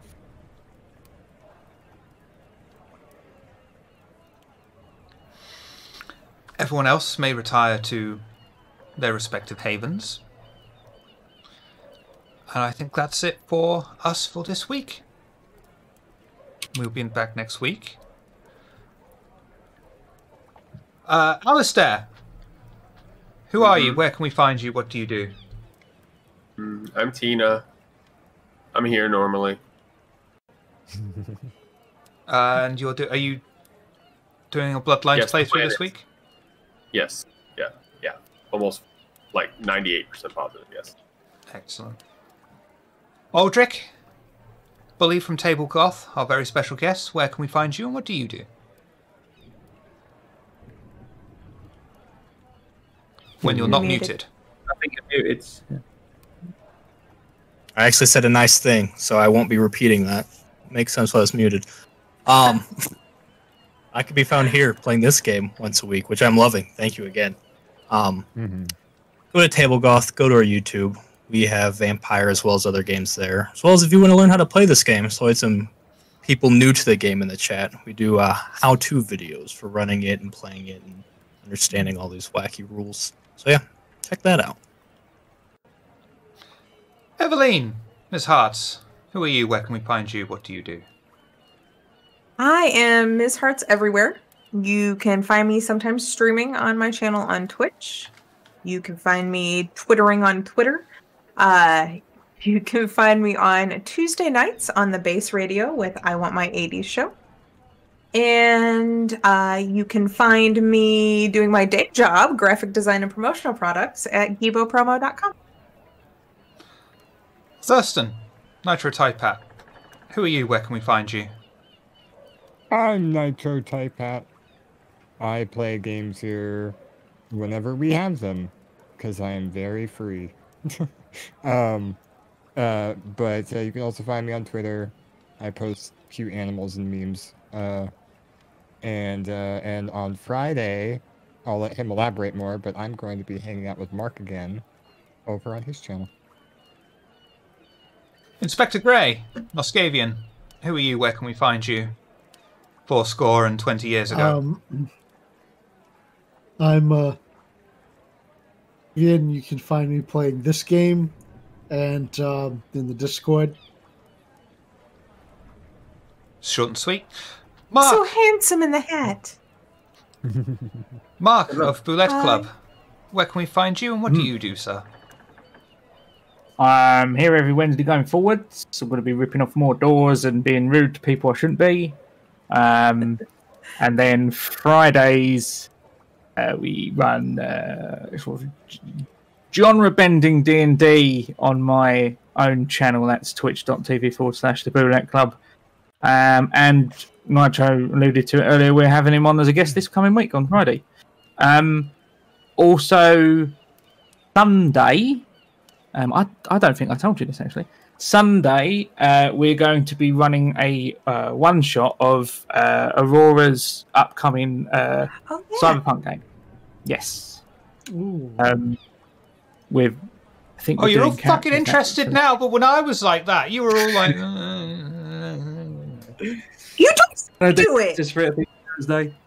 But yeah, we're running the. She's provided us with an adventure to run. And yeah, it looks good. It's Cyberpunk Warlocks is essentially the setup. It's a quite intriguing setup. The gimmick being sort of half of your party are the gifted people, and then the other half are the sort of beings that they're in contract to for the powers that they have. So you've got two players that are kind of bound. It's quite an interesting system. But yeah, we're going to be running that on Sunday. So come check it out and check out her Kickstarter as well for the game. It's a great setting. It's a really interesting setting. It's one that the concept I've not seen done before. It's quite clever. And I was specifically told not to give a shout out to Kendu, who can be found over on that link that I've just put in chat. Who did a really fantastic job guesting as Aldo and may appear in future episodes, even though I've given him a shout out. He does a variety of streams, and this was basically your first time playing VTM, wasn't it? It was, yes. And you did fantastically. Thank you, everybody, for your patience and playing along with me. I had a great time joining you. Thanks for having me on your stream, Chef. Anytime. Yeah, good job, man. You're a damn treasure, Kindu. Can I say it? Oh, yeah. No. Kindu, can I say it? No. Please? If you don't let us say it, Kendu, I'm docking her an XP point. Dang it, why? Fine, I have no choice. Thank you, Ken Daddy. Sure. We'll go a raiding, but of course we can't go a raiding until Noscavian says the line. In the Isaac voice, I guess. Yeah. Have a good night,